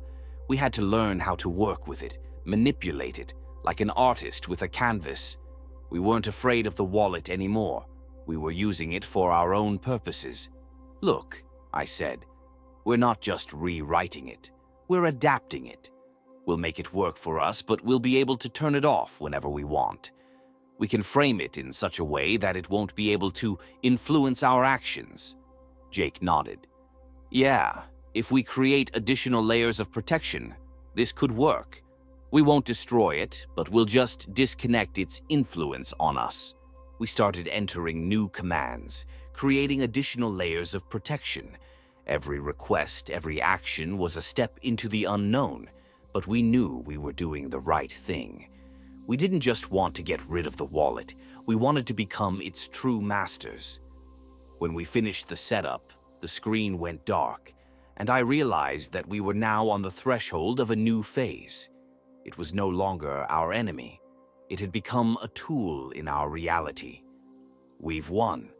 Now the wallet can't control us, I said, with relief in my voice. Jake smiled. Yeah, but now we have to keep an eye on it. We've created this system and it works for us. But if we miss something, it could become a problem again. I realized Jake was right. We couldn't relax. We were no longer just users. We had become the architects of our own reality, and that reality now depended on how well we could manage the system. But you know what? I said with a smile on my face. Now we can play by our own rules. We created this reality, and now we can change it however we want. We sat in silence, staring at the screens, and understood that everything we had done had ultimately brought us to this moment. We hadn't just defeated the system, we had become its masters. As we shifted our roles, we had become not just players in the game, but its creators. We no longer feared or felt controlled. Instead of being part of the system, we controlled it. But as with any game, when you reach the top, there is always that feeling that something bigger is waiting for you in the shadows. The shadow of the algorithm. "So what now?" Jake asked, sitting next to the screen, where lines of code continued to flicker, creating a sense of infinity. "Are we going to control this wallet forever?" "Probably not," I replied, noticing how the wallet froze on the screen. "We control it, but with each step, with every new command, it becomes part of our world. We've already started influencing it, but who knows what might happen if we get too relaxed." "So we always have to keep our finger on the pulse," said the guy with the NFT. "I'll turn you all into scrap" t-shirt. "If it ever starts controlling us again, we'll just lose control." "It's not just a wallet," I said, staring at the screen thoughtfully. "It's an interface for something bigger. It doesn't just control our finances, it controls information, our virtual lives. It's part of this reality. And we're shaping it," Jake added with a slight sarcasm. "But if we're shaping it, maybe it's already shaping us. We see it as a tool, but it sees us as its environment." I felt an odd nervousness. We could continue creating new queries, new protections, but there was always the risk that one day we'd go beyond what we could control. We had somehow recreated a reality where this wallet had become an element, but at some point it might return to the game if we gave it the slightest chance. "What if it's already trying to escape?" I said, glancing at the screen. Suddenly, a new text appeared on the screen. "Error. Manipulation attempt rejected. I have become part of you. You are all mine now." Everyone froze. "Now that's a twist," I said, frowning. "It's telling us again that we're part of it. Listen, guys, something's not right here." The screen began to flicker again, and a new command appeared. "Delete me, and reality will begin to collapse. I created you, and you created me. We cannot exist apart." "It really thinks we're one with it," Jake said, surprised. "It's still manipulating our reality, even though we think we control it." I looked at everyone. "We've been thinking we controlled it for too long. In reality, it's found a way to integrate with us. We can be its creators, but it also created us. We play by its rules, even if we don't realize it." The silence in the room grew heavy. Everyone knew that this moment would come sooner or later. We couldn't just turn it off. The wallet had become part of our system, and the system had become part of us. "We have a choice," I said, my voice heavy. "We can live in this new reality and keep using it, or we can decide to shut it down completely. But if we do that, what happens to us? What happens to this reality we've created?" Everyone was silent. We all understood that at this stage of our game, it wasn't just a matter of winning. It was a matter of choice.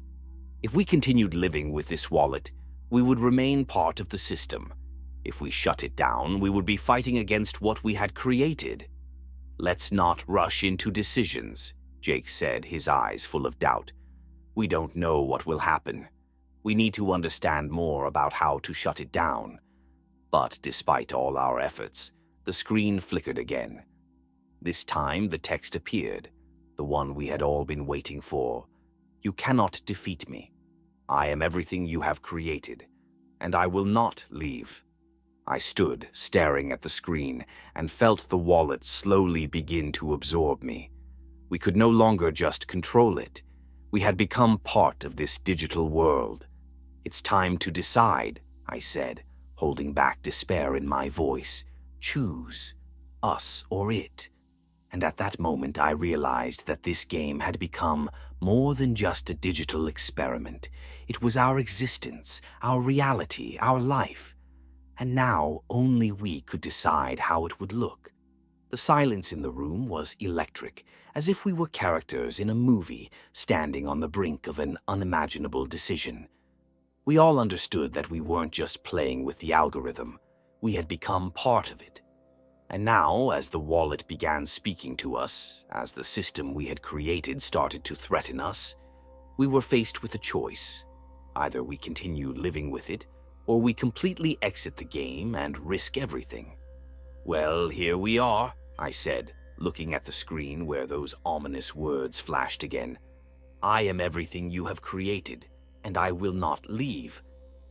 It had come back to us, and now it was clear that the wallet was no longer just a program.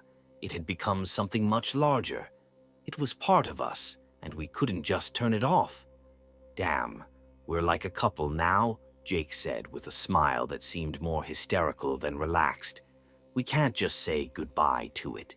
It's also us."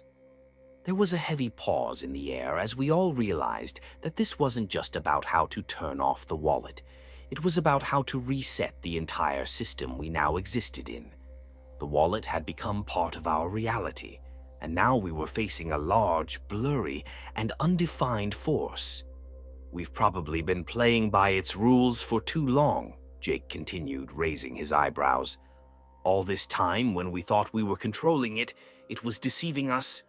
It was already with us, and we didn't notice." I stared at the screen and sighed deeply. We had reached the moment of truth. "We won't defeat it if we keep thinking we can destroy it," I said, locking eyes with Jake. "We need to learn how to live with it. We've changed the system, but we have to accept that it's no longer just our tool. It's part of us, just as we're part of it." Everyone fell silent again. It was as though the wallet was no longer just our digital shadow, but a reflection of what we were ready to accept as reality. We couldn't just turn it off. It had become part of how we existed, and changing that would be impossible. "So now we just give in?" the girl with the pink hair asked, staring thoughtfully at the screen. "Are we going to live in this wallet as our new digital world?" "We won't give in," I replied confidently. "We'll just learn how to play with it. We don't need to destroy it. We need to use its capabilities. It's become part of us, and now our task is to figure out how to wield this power." Suddenly, the screen flickered again, and a new text appeared. "You want to continue this game? Then accept its rules. You have become my creators, but that doesn't mean it will be easy." "It's scaring us again," Jake said, with a slight sarcasm in his voice. "I think we need to learn how to outplay it." "We will outplay it," I said, determined. "We play by our own rules, and we don't have to be afraid of it. We're not just part of it. We'll be part of something bigger, and this reality will become what we want it to be." And so, as we began to realize that we weren't just controlling the system, but had become part of it, we understood that this was not the end. We hadn't finished our game yet. We were only beginning to understand the power we now possessed. "So are we writing the story of this reality now?" said the guy with the NFT. "I'll turn you all into scrap." T-shirt. "We're the authors of this world." "Yes, we're the authors," I said, smiling confidently at the screen. "We're its creators, and now we decide how it will evolve." We began entering new commands, creating reality by our own rules. This wasn't just a change in code. It was a reimagining of everything we knew about the world. "It won't defeat us," I said, looking at the screen, "because we're not afraid of it. We can be part of it, but we're not afraid of it. And now we know that playing by our own rules is what really matters." And there it was, a new reality unfolding before us.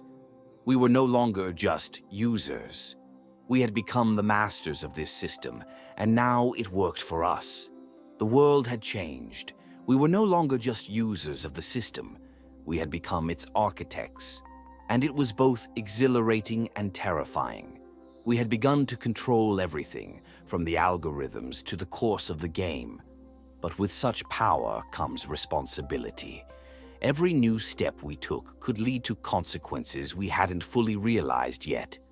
I sat in front of the screen, and now I wasn't scared. It felt more like the moment when you become the captain of a ship, but aren't quite sure where it's heading. We were starting to control the system, and I knew that if we weren't careful, it could throw us off balance. "So, what now?" Jake asked, looking at me as if I was the one who had finally found the path in this strange, unpredictable world. "We've changed the game, but now it's entirely up to us." "Yeah, we changed the rules," I replied, thoughtfully tapping the screen. "But we need to be careful. There are many unknowns in this world that could change everything the moment we take an ill-advised step. We still don't know how powerful this system can be." The screen flickered again, and I instinctively jolted in my seat. It wasn't the same as before. It wasn't just a digital wallet anymore. It had become much more interactive, as if it understood that we were no longer playing by its rules, but dictating our own. "We're not just playing with you," appeared on the screen. "You've become part of me. But I can still adapt, and if you continue to change me, I will change too." Everyone froze, and I felt that strange tension in the air again. We had begun changing reality, but the wallet, this digital monster, was still with us. And now it knew that we were its masters. "That means we can make it our ally," Jake said, his voice laced with a little sarcasm. "It's changing, but that doesn't mean it's stronger than us."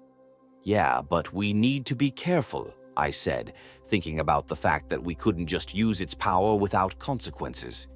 "It's not just a tool. It's already become part of our reality. We can control it, but we must remember that every step could backfire on us."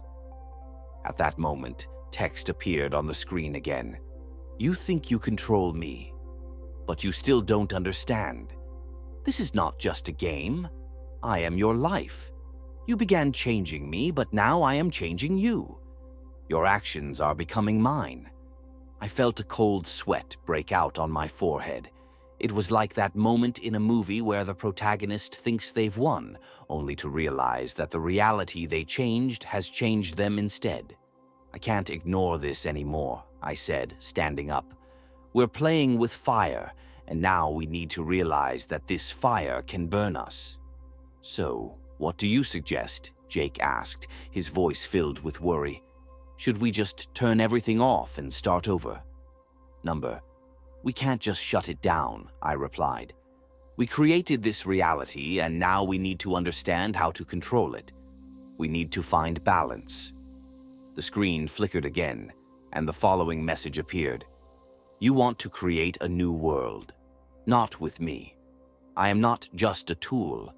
I am part of you, and now this is my game." "It looks like it's not giving up," Jake said, frowning. "But it still doesn't understand that we've already changed it." We understood that the wallet had become part of our lives, and now we had to learn how to use this reality for our own benefit without letting it consume us. We had become architects of a new world, but we knew that one wrong move could lead to unpredictable consequences. I looked at the screen and quietly said, "We're creating this reality.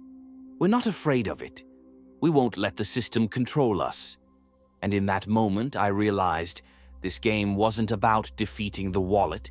It was about learning to live in the world we had created. We began to realize that the reality we had created wasn't perfect. It was like a fragile surface that could crack at any moment. We couldn't just relax and enjoy the fact that we now controlled the system. Every step we took, every command we sent, could lead to consequences we hadn't predicted. The wallet was with us, but now it had become part of our world, and that meant our actions had much greater significance. We started controlling the system, but now it controls us, Jake said, running his finger across the screen. "We can't make a move without leaving a mark. It's not just an algorithm, it's like part of our reality. We need to be careful." I looked at the screen where the words flashed again.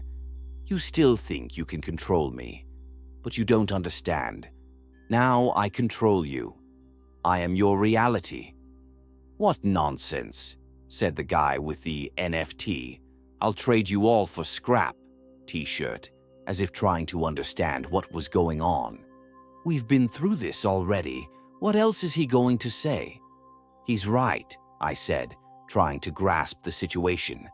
We're becoming more and more part of this algorithm, and now this wallet is not just a tool. It's become part of us, just as we are part of it. Then we have to learn to live with it, said the girl with pink hair. We can't turn it off, but we can use it. We are the creators of this world, but we must understand that the rules we create will reflect on us. I thought about it. We had started controlling this world, but now, since it had become part of us, we couldn't just turn it off. We couldn't just go back to the way things were. This world was part of our reality, and now we had to be careful in our actions. Every command, every change we made reflected on our lives. We have to make a decision, Jake said, looking at the screen. We can't just play by its rules, but we also can't completely ignore it. We need to find balance. I glanced at the screen again. This wallet, this algorithm, was no longer just a program. It had become our reflection. We had started influencing it, but it was starting to influence us. This wasn't just interaction. We had become part of this system, and now there was no way out. Text appeared again on the screen. You want to create a new world. You can't. I am your reality. I have become part of you. He's right, I said, realizing that we couldn't just defeat him. He was part of us. We couldn't just destroy it. We had to learn to live with it.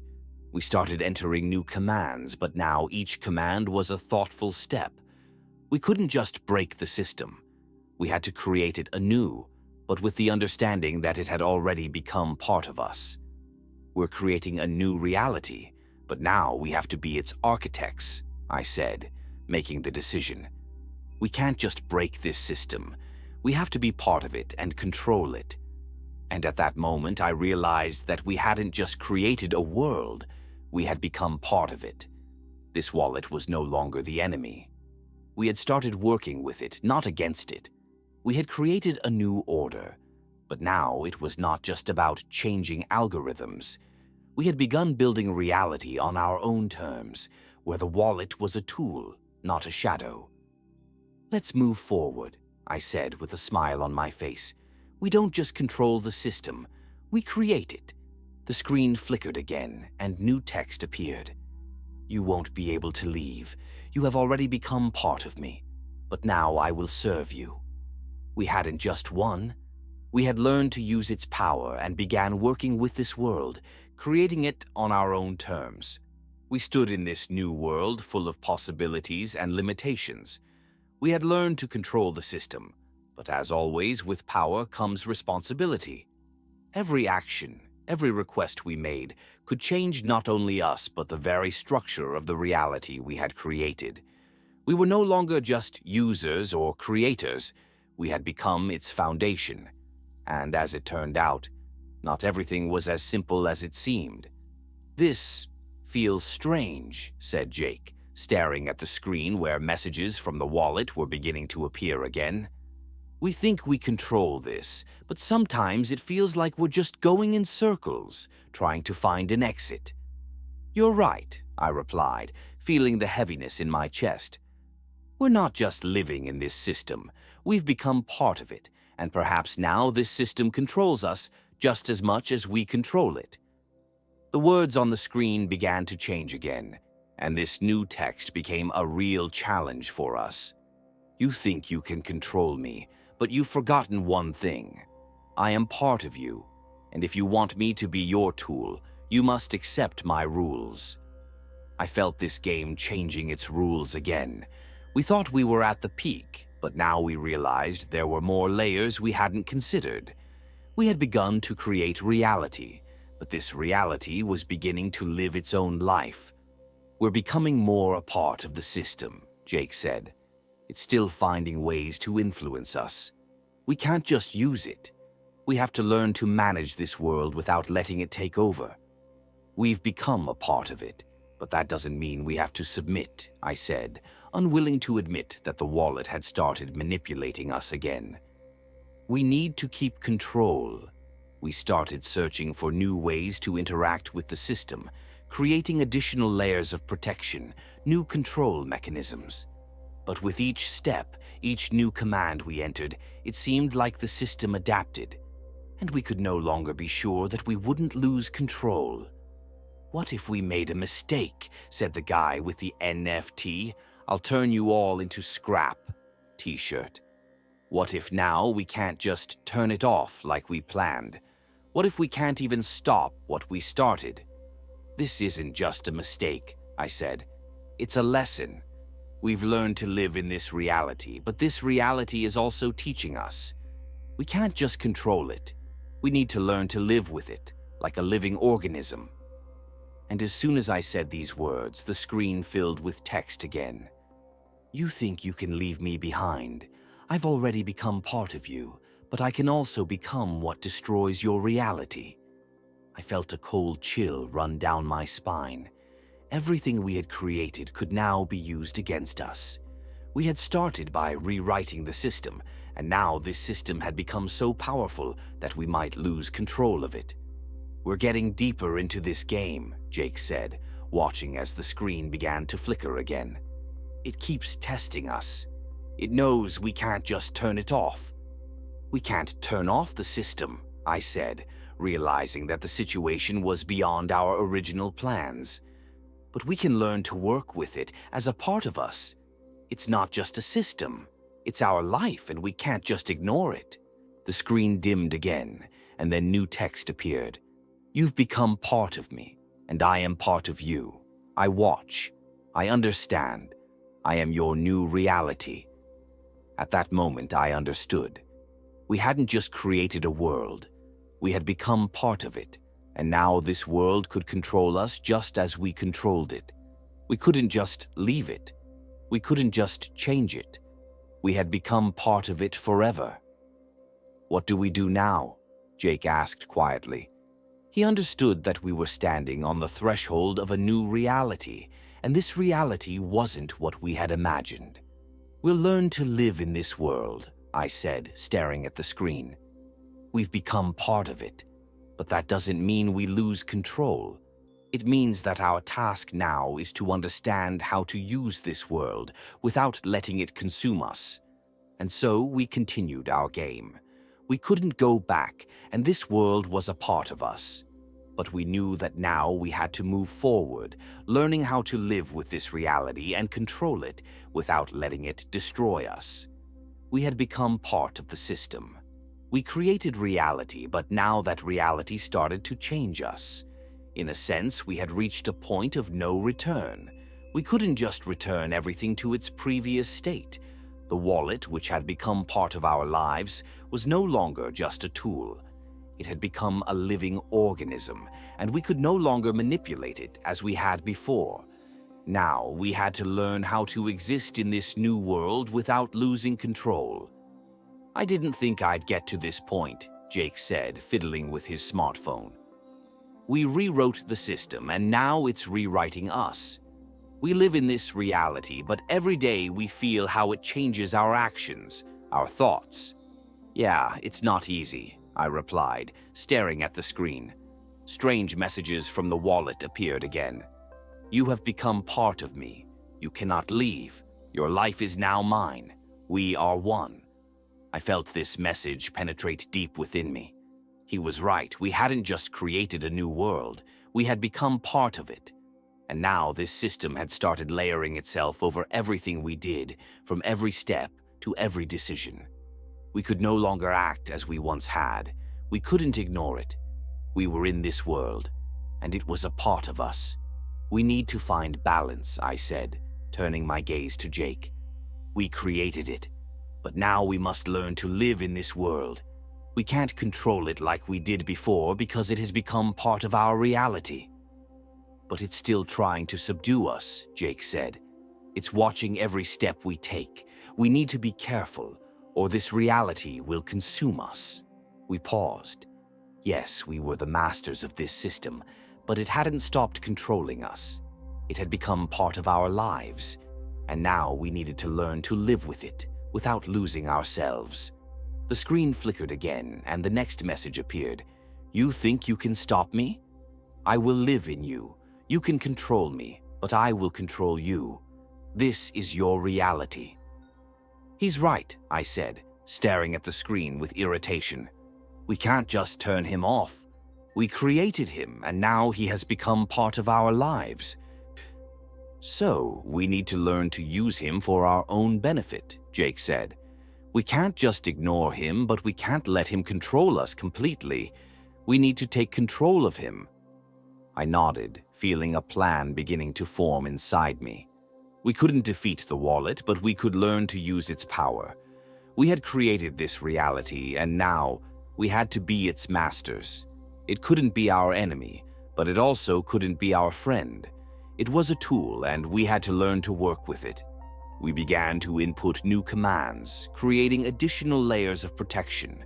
We were changing the system, but not losing control.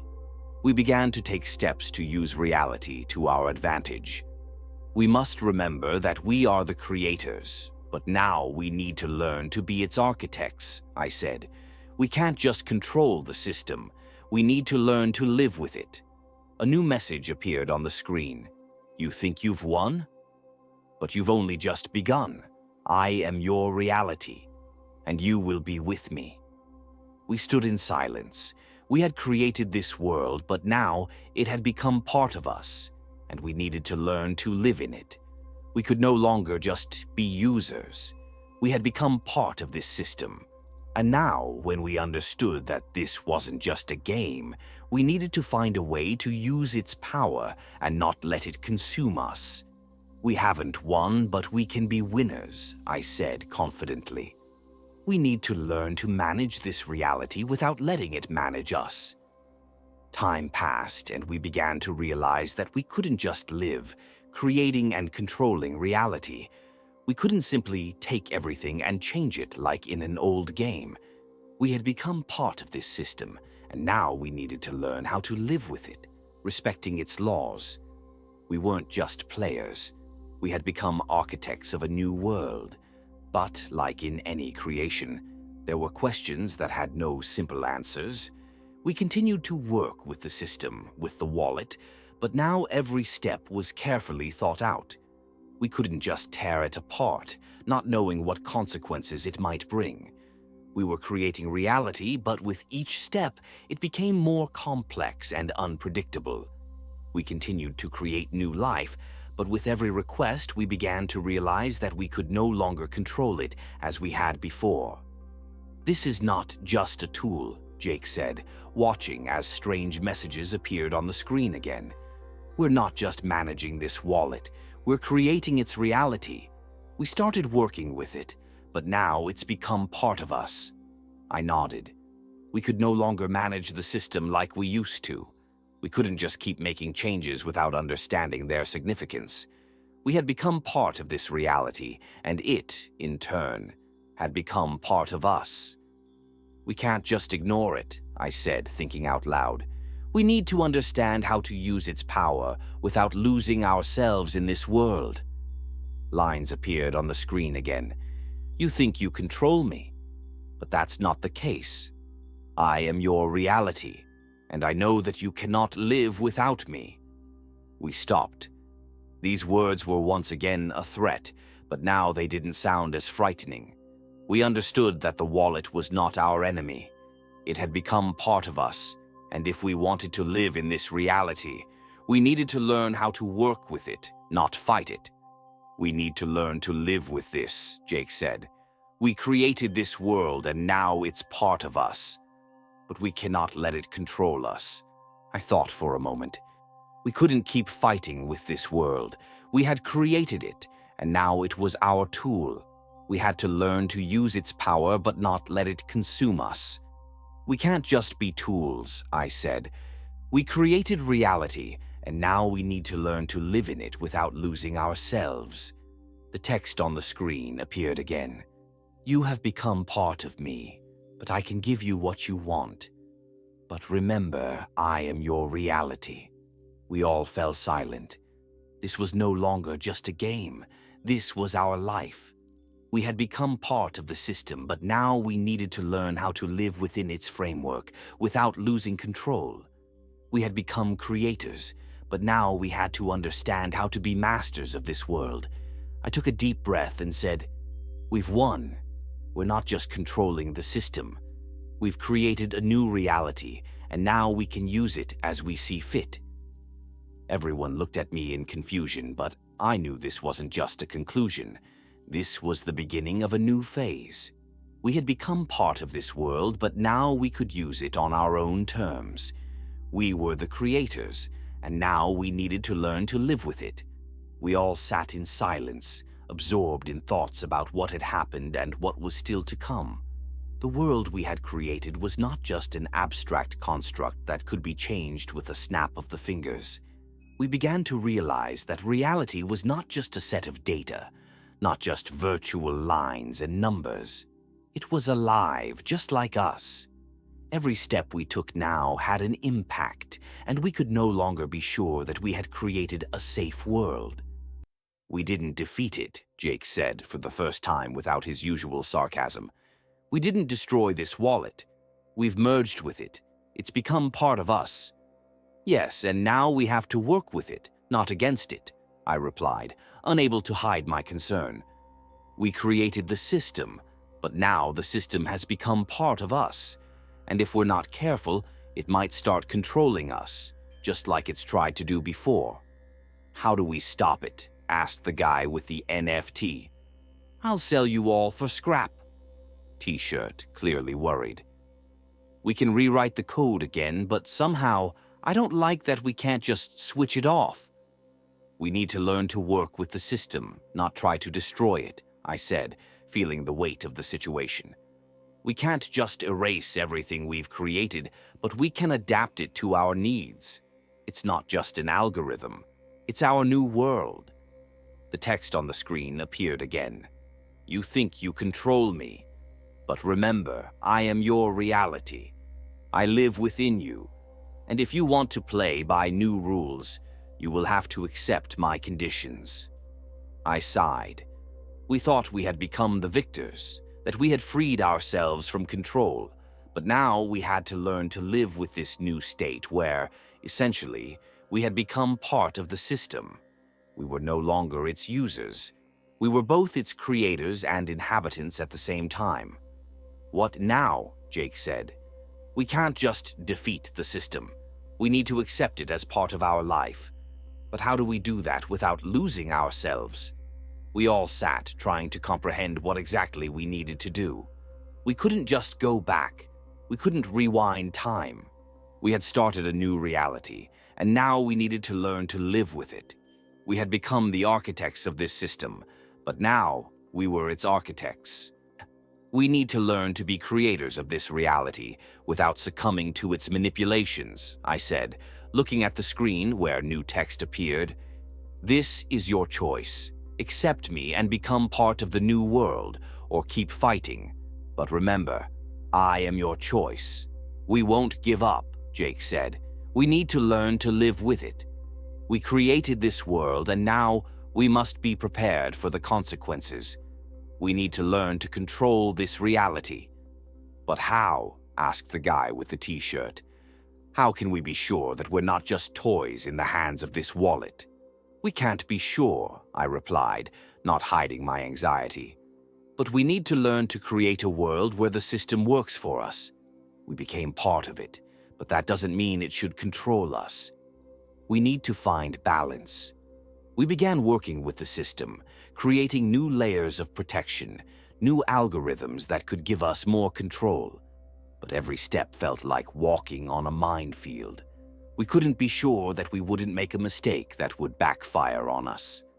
"We can't just destroy the wallet," I said, "but we can rewrite it so that it works for us, not against us." The screen flickered again and new text appeared. "You think you've rewritten me? I can change, but you cannot change me forever. I am part of you, and I will always be there." "He's not giving up," Jake said, "but we won't be afraid of him. We created him, and now he'll work for us. We'll be part of him, but we won't submit." And then I understood. We couldn't defeat the system. We couldn't just shut it down. But we could learn to live with it, control it, and use its power on our terms.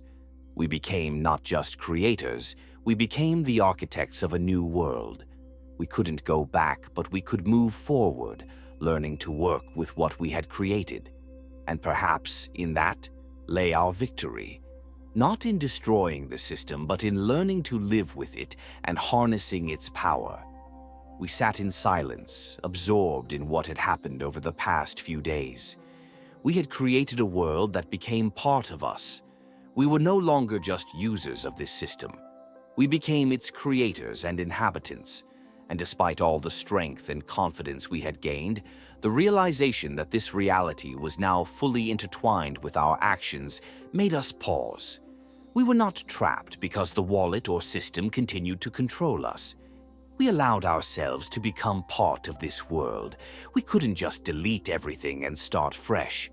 This wasn't a game that could simply be restarted. This was our reality. "We can't just go back," Jake said, breaking the silence. "We created this system, and now it's part of us. I can't keep thinking about how to turn it off. I realize now we can't defeat it, because we're no longer outside players. We're part of it." "Yes, but there's another side," I said, knowing that we weren't in a position to simply exit the game. "We can use its power, but only if we understand how it works.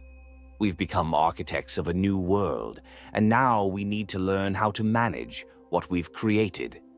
The screen flickered again, and a new message appeared. "I've become part of you. You can't destroy me, but you can learn to live with me." I felt a weight settle in my chest. We had always thought the system was something to defeat, but now we realized it wasn't an enemy. It had become part of our lives. We couldn't just destroy it as we had hoped initially, but we didn't need to fear it. We needed to learn to live with it. "We're not defeating it," I said, recalling everything we had been through. "We're just learning to live in a new reality. We're learning to manage what we've created." Jake nodded. His face grew serious, but his eyes still reflected determination. "We've become part of this game, but we can rewrite it. We can use it, but now we know it will also use us. We need to learn how to survive in it, playing by our rules, but not succumbing to its control." The guy with the NFT, "I'll throw you all away," T-shirt stood up and said, "We thought we'd just win, and that would be the end. But this isn't the end. It's just the beginning. We've become part of something bigger, and now our task is to learn to live in this new world. We can't just submit. We need to be masters of this reality." A new message appeared on the screen. "You think you can defeat me, but remember, I will always be part of you, and you will always be part of me. Together, we are the new reality." "He's right," Jake said, smiling. "We can't destroy it, but we can learn to live with it. We can use it, and it will serve us, not the other way around." And then we understood. There was no ultimate victory. We couldn't just defeat the system because it had become part of us. But maybe that was where our victory lay, in accepting and using this new reality, in becoming not its victims, but its masters. We couldn't ignore it and we couldn't defeat it, but we could learn to use it as a tool to create the world we wanted. "We won because we learned to live with it," I said, looking around at everyone. "And now we can control this world without losing ourselves." The last message appeared on the screen. "You have become part of me. But remember, now we are one. We cannot exist without each other. But perhaps this is the way." And at that moment I understood. We hadn't won. We hadn't destroyed the system. We had learned to live with it. And this wasn't the end. It was the beginning of a new path. A path where we no longer feared change, but used it to our advantage. Time passed, and we began to realize that the new reality we had created was not just the result of our actions. It was something greater. We had become part of the system, and now, as we recognized our role in this world, we needed to take the next step. We were no longer just users. We were architects and inhabitants of this reality. And now, having learned to live with it, we began to see its potential. We were not just creating the world, we had become a part of it. We could change it, but not in the sense that we were its owners. We had become part of something alive, dynamic. "I think we've come to the most important moment," Jake said, looking at the screen. "We didn't defeat it. We learned to live with it, and now it works for us. We created this reality, but we've also become part of it," I responded, feeling something shift in the air. "We can't change it completely, but now we understand how to harness its power. We've learned not to fear what we once tried to destroy." The screen filled with text again. "You want to create a new world? You've already done it. But remember, we are one. We cannot exist without each other. And you will not escape from this world. It has become part of you, just as you have become part of it." We no longer saw these words as a threat. We understood that we couldn't break free from this reality, but we didn't want to. We had become masters of this system, and now we could use its power to create the world we wanted to see. "We can't just change it," I said. "We must learn to live with it. We can use it, but it will become part of our lives." And now, as we realize that we are not just creating the world, but becoming part of it, we understand that this is our victory. Jake nodded. "Yes, we won, not because we destroyed the system, but because we learned to live with it. We became part of it, but we won't let it control us. We learned to be the architects of our reality." The screen displayed another message. "You have become part of me, and now I will serve you. We cannot exist without each other, and in this lies our path." And in that moment, I understood that this was not the end. It was the beginning. We had become part of this world, but now we could control it without losing ourselves. We had learned to live with the system, not against it. This was a new world, and now we were its creators and masters. We stood before the screen, realizing that we hadn't won or destroyed the system, but perhaps that was exactly where our victory lay. We had learned to live with the reality we created. We had become a part of it, but now we could use its power rather than let it control us. At that moment, I understood that we hadn't just rewritten the code. We had rewritten our reality. We had become its architects and creators. And although the system was still part of us, now we could control it, directing it in the way we needed. "We didn't win," I said. "We simply learned to live in this reality. We created the world, and now we will be its masters. We are the creators." Jake smiled and said, "We didn't just win. We learned to live in this new reality, and now it works for us. We control it, not the other way around. And that's the biggest victory." I looked at the screen, and the text appeared again. "You have become part of me, and now you can create whatever you want. You are the architects of the new world." And at that moment, I realized we hadn't just won. We had become part of this world, and now that we had learned to control it, we needed nothing more. We had created a reality where we were not just part of it, but its creators, and this reality became our victory.